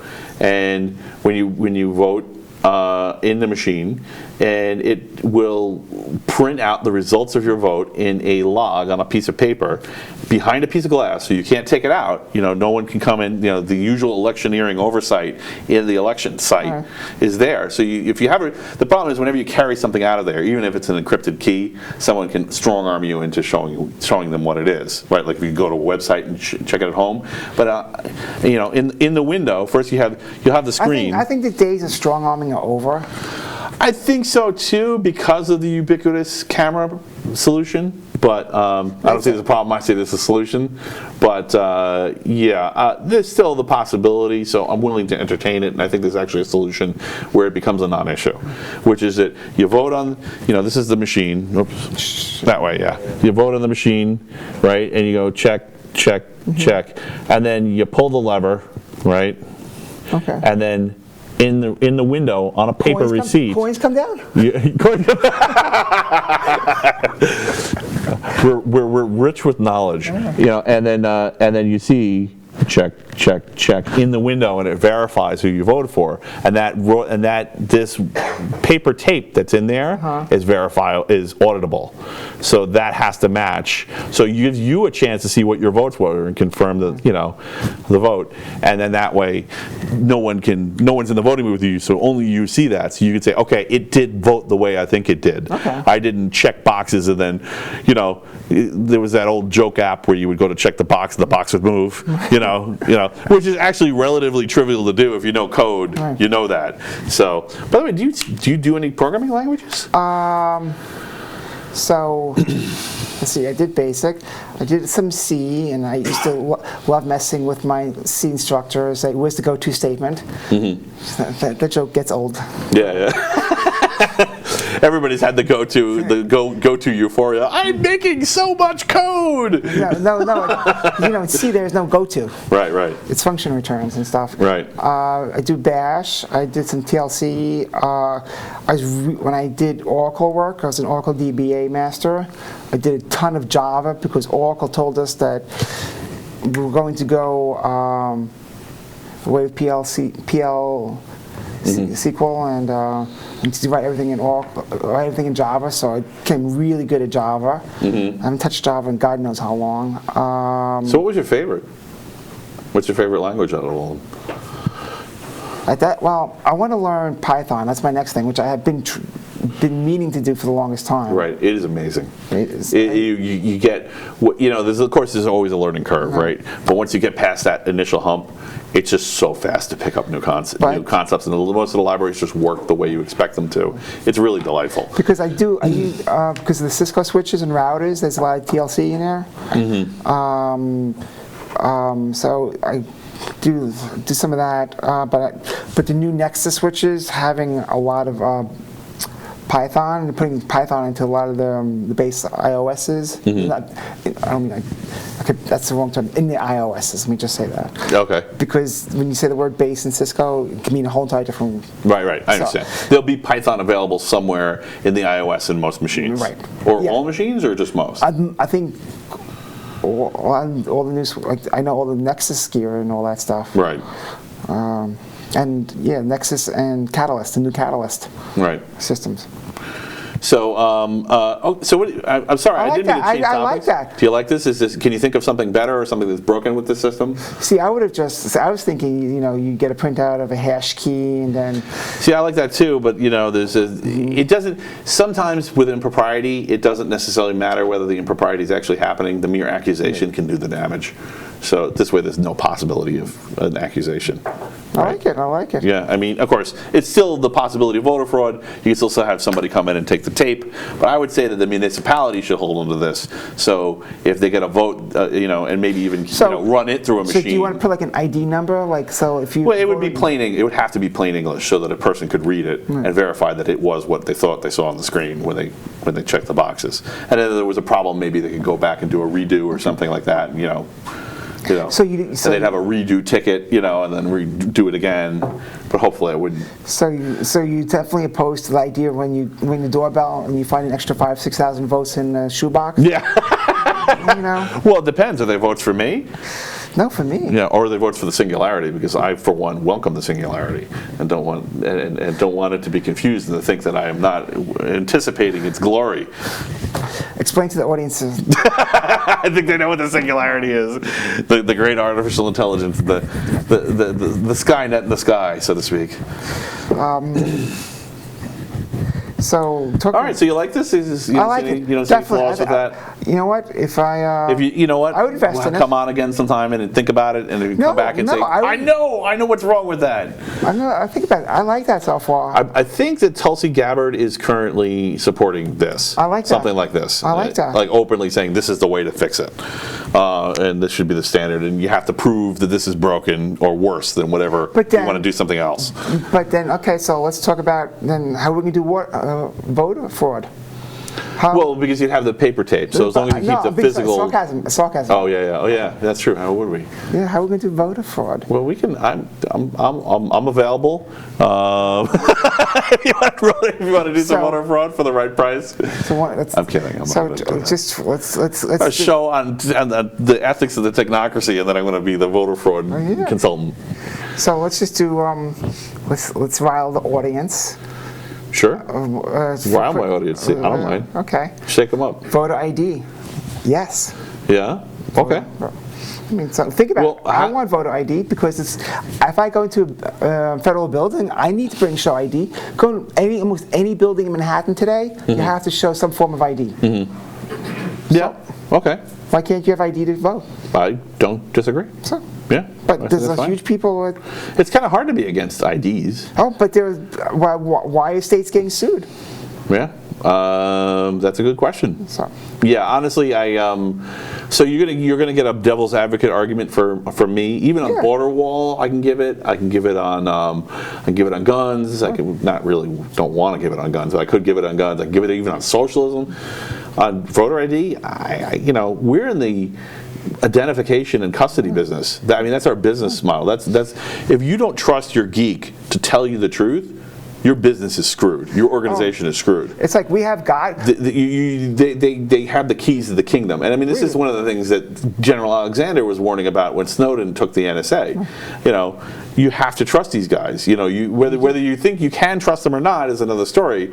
But if you have to have them, if you don't come up with a model where you don't need them, you must trust them. You have to trust because it's like we have God mode. We have God mode for everything. Right. So for me, custody is like verification of ID is like a non-issue. Right. We exist in a world where we're doing two-factor IDs and like if somebody gets hacked in their IDs, even temporarily, even for a few minutes, taken over by somebody else, it's a 5-alarm fire, and the entire department's in a meeting trying to figure out how to do damage control. So even minor indiscretions. So it's really hard to for a geek. I would love to have a geek come on and explain to me why voter ID is wrong because it just doesn't sync with my understanding of So talking about you just precision so you just brought up and accuracy, both. You just brought up two-factor authentication. Is I think we have to fix something with the SMS. Is it has to be more secure, because you could get your you go have your 4-digit ID sent to you, and I could capture that. Mm-hmm. And, like when you go on online banking or whatever, they'll send you your right. Well, I think that the idea is that that they're pitching against time. The model is right. Do you know how, we know nobody can crack this in 10 seconds, and that's the window. But when the phone company through regular text messaging sends you that 4 or 6-digit ID number, it's in real time. I could capture that. Right. Of course you could. Yeah. So that's not. Is that really? Unless using like iMessage, but I think that has to be fixed. I'm not so sure that I'm not that worried about that, and the reason why is because the credit card companies have a huge disincentive to allowing any meaningful, to have having anything but the lowest fraud model. Okay, but let's talk about this. Because they eat it. They eat it whenever you lose money. Most of the time, the credit card company eats it. But if you go sign on to a secure website, or whatever, or you go sign on like some type of transaction, and they send it to you via SMS, it's not really that secure. That's what I'm pointing out. That has to be fixed. I'm arguing that has to be fixed. So I think that the real problem with the security there is time. That it's a very short window, and that But I agree with you. Yes, it would be better if it encrypted, maybe an encrypted site. And the SMS was a link to an encrypted site that you had to be logged into. Maybe they need to fix the MSS. So SMS. SMS. Well, you know how SMS works, right? Yes. Yeah. So in case you don't know, SMS is actually part of the messaging system for the actual cell calls, right? So it's not like its own it's not its own proper protocol like HTTPS or something. Right. It just is somebody figured out a hack to stick text messages inside of the metadata field for cell phone calls. So basically, it's like Telnet. It's like using like Wireshark to see Telnet. It's just a control sequence. Originally it was just a control sequence. There's no security whatsoever built into it, other than if you lose the session, you lose the session. Oh, and then if you're using Telnet today, and if you get I don't think anyone is. Come on. You deserve it. Don't even talk to them. You deserve it. No, don't tell them. Now it's funny. There's so few of them. It's funny now.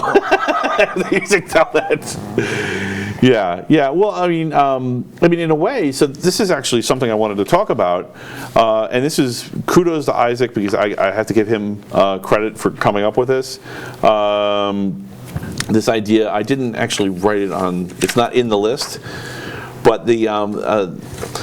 A lot of people don't realize that anonymity is an offensive strategy, and what I mean by that is that. Well, that goes back to a lot of the talks I give. I got invited to a lot of organizations to how to keep your anonymity and how to get it back, and not to use Gmail or Yahoo. So once you start using Gmail, and they monetize. That's the opposite of. They monetize all that information. They know everything about it. They're literally hacking every word you say. And it's like I say, you make them work for it. Right? So I'm talking about like even if you're doing something that's relatively sane and secure, like Telnet's this old protocol where you would type in a username and password in plain text over the internet to a machine or over a network to a machine, and it was replaced ubiquitously by SSH. And SSH has had several different versions and several different encryption protocols. And that's the standard. A lot of stuff like like all the cloud stuff in the back end runs Ansible, and sometimes Ansible will run on its own keys, and sometimes it'll run over SSH keys. It's still commonly used. So that encryption itself is very hard. But the problem with anonymity as a the reason anonymity is an offensive strategy, and I'm probably overcomplicating it, but is because if you have the session data that's rock hard and uncrackable today, maybe you can walk right through it 10 years from now or 20 years from now. So this is the risk with anonymity. Anonymity is a temporary. The reason it has to be an offensive strategy is because defensive strategies need to be sustainable. And anonymity is an offensive strategy, and it can't be obtainable. Sustainable. And because it depends on encryption, and encryption is inherently a dead man walking.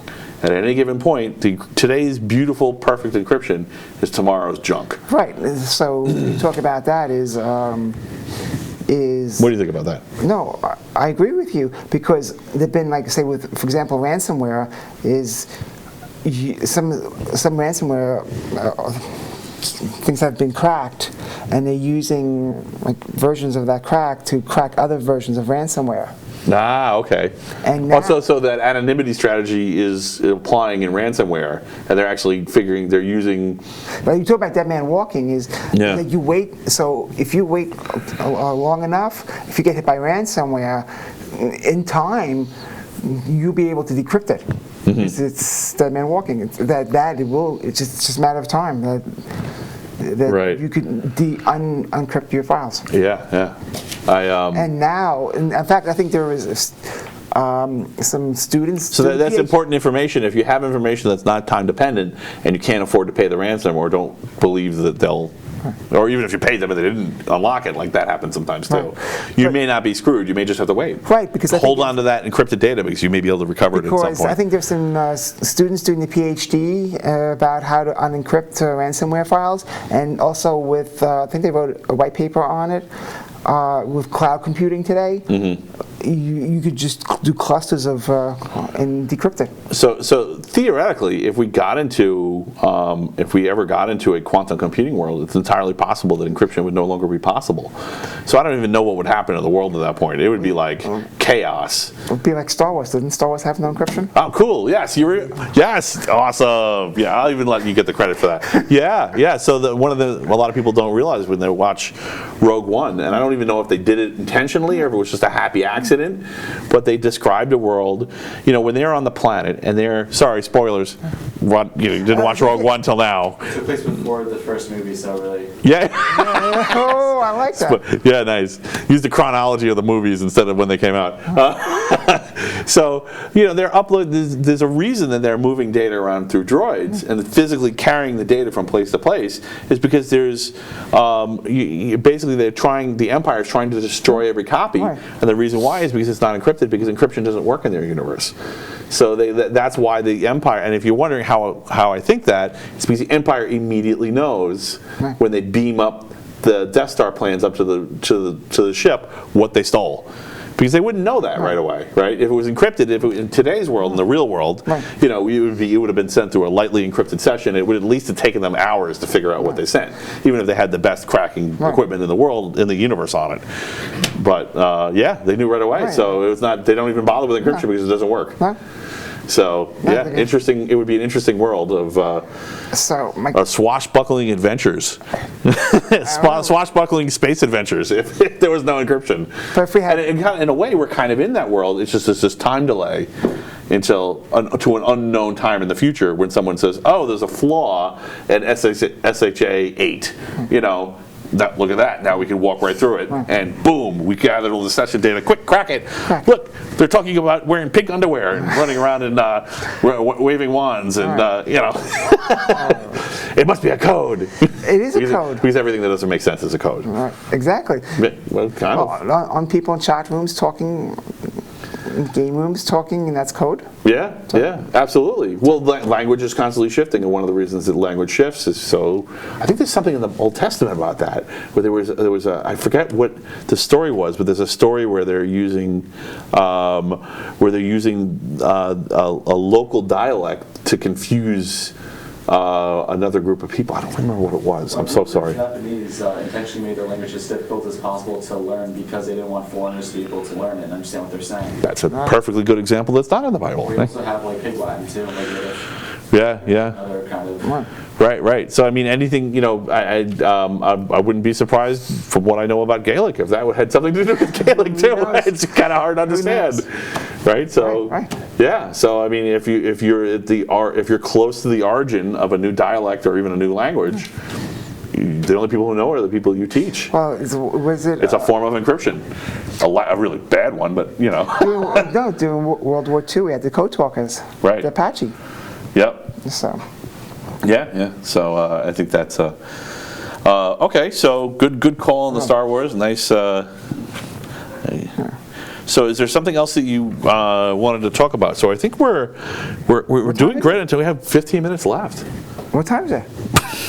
Here, let me repeat that. We have 15 minutes left. Okay. It is 10:45. Bullshit. Oh no, it's not. Yeah, it's 10:45. Is it 10:45? I keep looking at my watch like I can't believe it either. It's 10:45. No way. Are you having fun? Oh my God, I'm having. Is there something that you're missing that you wanted to talk about? Because now's the time to start the topic. We have time for one more big topic, I think. I talk to people from different countries and it's a cultural thing. So, in America, at least for security, Signal is pretty prevalent. The app Signal. The app Signal. I don't know. Tell me what that is. So it's it's endpoint to endpoint encryption, and there's no backdoors. So it gives the NSA the birdie and all that stuff, and there's like WhatsApp, which is basically end to endpoint, but there are backdoors, and. So we're talking about secure communication, and everyone was using WhatsApp. And I said, well, that's not really that secure. They said secure enough. And I said, what about Signal? Oh, no, only criminals use Signal. That's how you know it works. That's how you know it's good. So it's like, okay. I laugh when I hear that. And the only criminals use Bitcoin arguments. Be like, well, that's a compliment. Yeah, okay. It's like, that's interesting, But the perceptions of when you talk to people from different countries. Everyone's a criminal somewhere. So. I mean, even if there was a country, an imaginary country that was unbelievably free, right? That person doing something in their country would have been a criminal somewhere else if they did it there. True. Yeah, everyone's a criminal somewhere. We'll talk about Mr. Robot? Yeah, sure. Let's talk about Mr. Robot. Okay. I like Mr. Robot. Well, I love Mr. Robot. And in fact... Very, very plausible. I just want to say tons of people with mental illness in the IT industry. And, that is just another case of it. Well, I thought that, the technology... I would love to be a technical consultant on shows like that. It would be like a nice, awesome dream job. So if anyone wants to offer, I'll definitely take it. I think Isaac said something about that, not on the show, but he said something about that in somewhere else that maybe he was a consultant. Wow, really? Yeah, I'm not gonna go back and watch it again. So, well, I'm starting to forget what happened in the first show. We've been doing this. I can't believe I've been doing this it's already episode 10. Wow. Episode 10, right? Yeah, episode 10. Episode 10. I know what episode I'm on. Yeah, I love Mr. Robot. I think it's totally plausible to. I haven't seen anything in there that is not plausible. I love their faux Iron Mountain. Right. I love their Raspberry Pi in the thermostat hack. Oh my God. Yeah. I mean, it's and I could definitely see with the VLANs and all that, people doing the most stupidest things. I've seen it. People have done like retarded things. Well, what would be a good? Run me through a good VLAN. Scenarios. Like how would you what would you use as your criteria to separate VLANs? So voice. Departments? No, voice would have to be on its own VLAN. Okay. Your server farm would have to be on its own VLAN. Okay.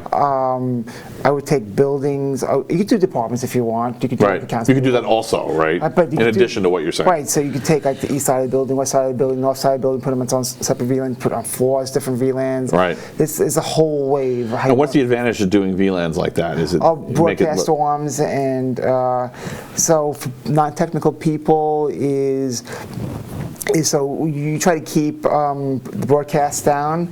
So that's why like a /24. So that's 254 usable hosts. Right. And so if you have one big huge VLAN, you have a huge broadcasting. Right, so the network is only so here's a and concept. Also for security. So let's talk about one of my specialties is security. Keep on. So is when you have it's segmented. So if you don't, of course you have into VLAN routing, but basically is if you plug your laptop into like a wall outlet, and that's only on say VLAN 10, and VLAN 10 is only for data and it will give you, it's only segmented, and you're only allowed to go to certain areas and stuff, certain parts. Right. And you kept in the cage basically. Right. and that could be kinky. So the advantage of being kept in a cage is that if somebody breaks into that cage, Right. they're in a cage. Right, and they can't get out. It's Right. like you're being jailed. Yep. So you've turned your network into an elaborate series of man traps. right. Yeah, to put it in physical security terms. So VLANs are man traps, essentially. It keeps things segregated. It keeps you from, if I don't want you poking, because once you get into that port, and if you don't use like port security, you're an idiot. But there's pros and cons of using port security. Why? I mean, certain places you should never use it, and certain places where I think it's good. Right. But if I stick my Calyx, so I take my laptop, Calyx Linux, and if you don't have your network set up, I'm gonna own you within a short amount of time. You'll be my bitch. Yeah. Okay. Well, please, the children are watching. Oh, sorry. No, that's fine. So yeah. So what was it? What was it that they screwed up with the VLANs on that show? I actually don't remember. So. Oh, they kept. So, if I remember, I think it was. You don't need to price it exactly. Just. No, they had the VLANs for all everything was on. For all the different remote sites were on the same VLAN. Ah, okay. So they didn't. So once they had access. So how would you set that up if you wanted to have people in similar roles but at remote sites? Oh my God, I would have. First of all, BMS, we call that building maintenance systems. Okay. I would have BMS stuff like that because they're very insecure, and I would have that completely separate hardware, not even on the same. I wouldn't even touch the cores, nothing like that. Completely separate physical hardware. Okay. I wouldn't even allow that to be on our network. I mean, it'd be separate, it'd be its own physical separate network. How often? Well, that's kind of a form of air gapping. How often do you go to air gapping? I mean, is that Certain your things like that, you have to air gap like that. Yes. Yeah. I mean, do you have like a bucket list of things that you think are worth air gapping? Like for me, Security systems. finance. Anything with money. No, because in your server farm, you can't do that because you have cores and then you have the high-speed backbones and all that stuff. Right. Okay. You can't do that. Yeah. All right. But for like certain type of things, and also like manufacturing process. Whenever possible. Of course, that's easy. Yeah. That's an easy out. Right. Yeah. And go ahead. No, it's fine. What is it? Oh. So what let's see, what else did they do on Mr. Robot? They did, so they did that thing where they overheated the batteries, right? So poor control of Oh my God! So appliances. APCs, yes, the AP. So you're talking about. I was at what is it? I was in an appliance store, and it had you could get. It had internet access, it had weather access.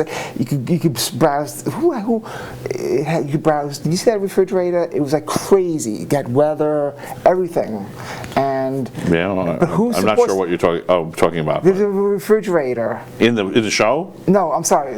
No, what I want to get back to is talking about the APCs that are. Yeah, the Internet. Yeah. Okay. Oh yeah, they completely gotten crazy with the Internet of Things But devices, and the refrigerators are one of the worst ones. Right. Because you have the screen in front of you in the kitchen. Right. But we're talking about the APCs is like patches. How often are there patches?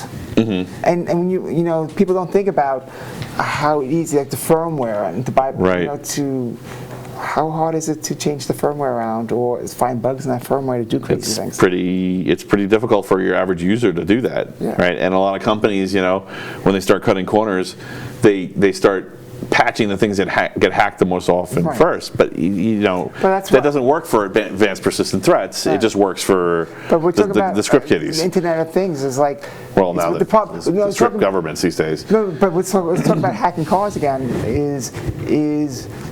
How often will they patch those cars? And how often, after a certain amount of years? I think it's irresponsible to even release a product without either air gapping it or having a patch schedule and an end of life that's really long. Relevant to how long the durable good is expected to last. But okay, go back to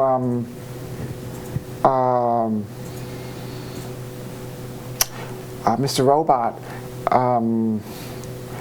Let's see, what else did they do? The hack about getting out of prison. Yep. Oh yeah, that was cool. Yeah, I forgot about that. They had to, and of course they used the physical force they had over over Mr. Robot and to basically to extort him, and that's something that's, I mean, you could literally be kidnapped. We kid about it, but if you're important enough in an organization, it starts to become a possibility. Right. And actually, this is one of the things that's really bad about biometrics. It actually encourages this behavior.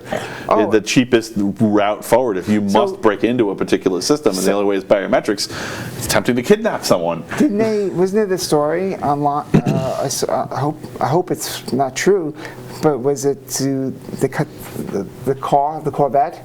Cut the guy's finger off? Well, I don't know. So I hadn't heard that, but that's crazy. To get into now I have to look that up. Is it true, Steve? Corvette cutting off finger or something, stealing? It was something I heard. I don't know. Right. I don't know. Yeah, I wish we brought up Mr. Robot sooner, because there's so much to talk about. Oh my God. All the blackmail. Like, I love the way that they did the blackmail in the beginning of the. Yeah, I don't see it. Okay. They use basically they put people in a situation where they had to murder someone to stay alive, and then now they're blackmailable. So if someone can taint you with a blackmailable event, then they can control you, and now they can trust you, and now you can be part of their network. And I think a lot of the least ethical networks work like this. They actually expect you to perform some egregious act, right? And then after that you're allowed in. So I think they nailed that. They got that right. There's a lot of social engineering aspects to it like that. Because it's like, where they just calling people and tricking them into making divulging information that they shouldn't. Right. I think everything in that show is at least plausible. Yes. I have not seen anything that was not plausible. So they really got good consultants for that one. So definitely, I agree. I love it. I'm waiting. I'm ready for the next season. I'm on season 1 and 2. I like watching it. I'm back, like when I'm. Oh, that's why you don't. Okay, I did a spoiler in there, but you don't know which one it is, so I'm not going to tell you. You'll find out. I'll find out soon enough. But I enjoy watching those type of shows, like when I'm working or studying for my CCIE, when I'm doing my labs. Mm-hmm. I just, it's good background. I've seen it so many times. Right. So. Yeah. But you brought up the singularity is I do see some difficult times ahead. Is what are you going to do for employment when? Are you talking about the automation wave? Right. Yeah, we could have no singularity, still have the automation wave. I mean, it's already happening. I think that the automation wave and 3D printed everything, including guns, is part of the same wave. I think that's the reason, whatever your projections are for the automation wave, extrapolate them to 3D guns. So, it's the same problem. It's the same exact problem. Do you know what Talos is? No. Okay, so Talos it's almost as big as the CIA, NSA, collecting intelligence. Here we go, Black Vans people. This is, it's like a group. You know what? I'm giving it to you. You're getting a Black Van, because you definitely are taking the cake with Black Van stuff. Oh. So go ahead, tell us. So Talos is, so Cisco talks about it all the time, and so like when you use like Firepower or some of the Cisco products, it connects to Talos, and they get information of billions of emails a day, and what I mean, like, so virus samples and signatures get uploaded, millions of them, and it's always put into like the cloud, and so when you and it's just a basic suction cup of virus information and signatures and patterns and predictive, and talking about it does predictive. So it does like is this code bad? And it's really amazing how it works with the Cisco product. Are they? So what kind of? I assume they're doing some kind of signature creation. Right. So what kind of signatures are they aiming to create with this? No, because it gets so many different endpoints, information from so many different endpoints. It's just logging. They're not doing anything else with it. It captures it. So when a bad email comes in, they'll say, "Oh, we saw this from, we saw this virus thing from, I don't know, from Brazil or whatever, 20 minutes ago." Right. And you could be in New York. Well, it's just saw this. So the object isn't blocking; it's just tracking. Well, no, it tracks a whole bunch of huge data, and it knows what's good and bad. Okay, and what does it do? What do they do with that? Is that part of that? The security system, like Oh, so it is a signature. It is an automated signature creation system. Right. Yeah, that's what I was saying before. Okay. Yeah. So that's cool, man. It is. I had no idea. Look it up, Talos. Did they give you like a little quick blurb about Talos? Say put I Talos think Cisco. that's probably going to be the last thing. He talks about the Greek fictional character. Okay. They always do that, right? That's Talos Intelligence. Yes, the Talos Intelligence. That's it. Hold on. Talos Security Intelligence and Research Group. Talos Security Intelligence is made up of leading threat research supported by sophisticated systems to create threat intelligence for Cisco products that detect, analyze, and protects against both known and emerging threats. It's pretty amazing. Yeah, that's cool. And you talk about singularities, Right. things like that. So that's just a pile of machine learning. That's not a singularity yet, but it's you could machine- see how a singularity would have an advantage in that scenario. Right. So they have an incentive to not just write a pile of machine learning bots, but actually work on the singularity as well. And you think about it, in 10 years, that will maybe... That's not their goal, is to create an all-knowing computer system that will destroy humanity. No. But when it's smarter than everyone, it might have had it with our shit. So That's the problem with it making really smart AI. And then you start adding quantum computing to that. Right. What do you get? God knows only. Yeah, I don't even know what. Yeah. Especially if it destroys encryption. World War IV will really be with sticks and stones, but not for the reasons that Einstein imagined. No. Well, he said he didn't know what it was going to be. Right. All right. Well, thank you so much for being on the show. Thank you for having me. This was a lot of fun, and you went all over the place, and it was awesome. And I hope I have more guests to do that. Hopefully, maybe I'll come back one day. Yeah, I mean, there's stuff we didn't even touch. Go back. Oh my God. I mean, there's stuff on this sheet, there's stuff on these sheets. Great. Thank you so much. Thank you so much. Thank you. Thanks for watching, everybody. We'll see you next week. Thank you.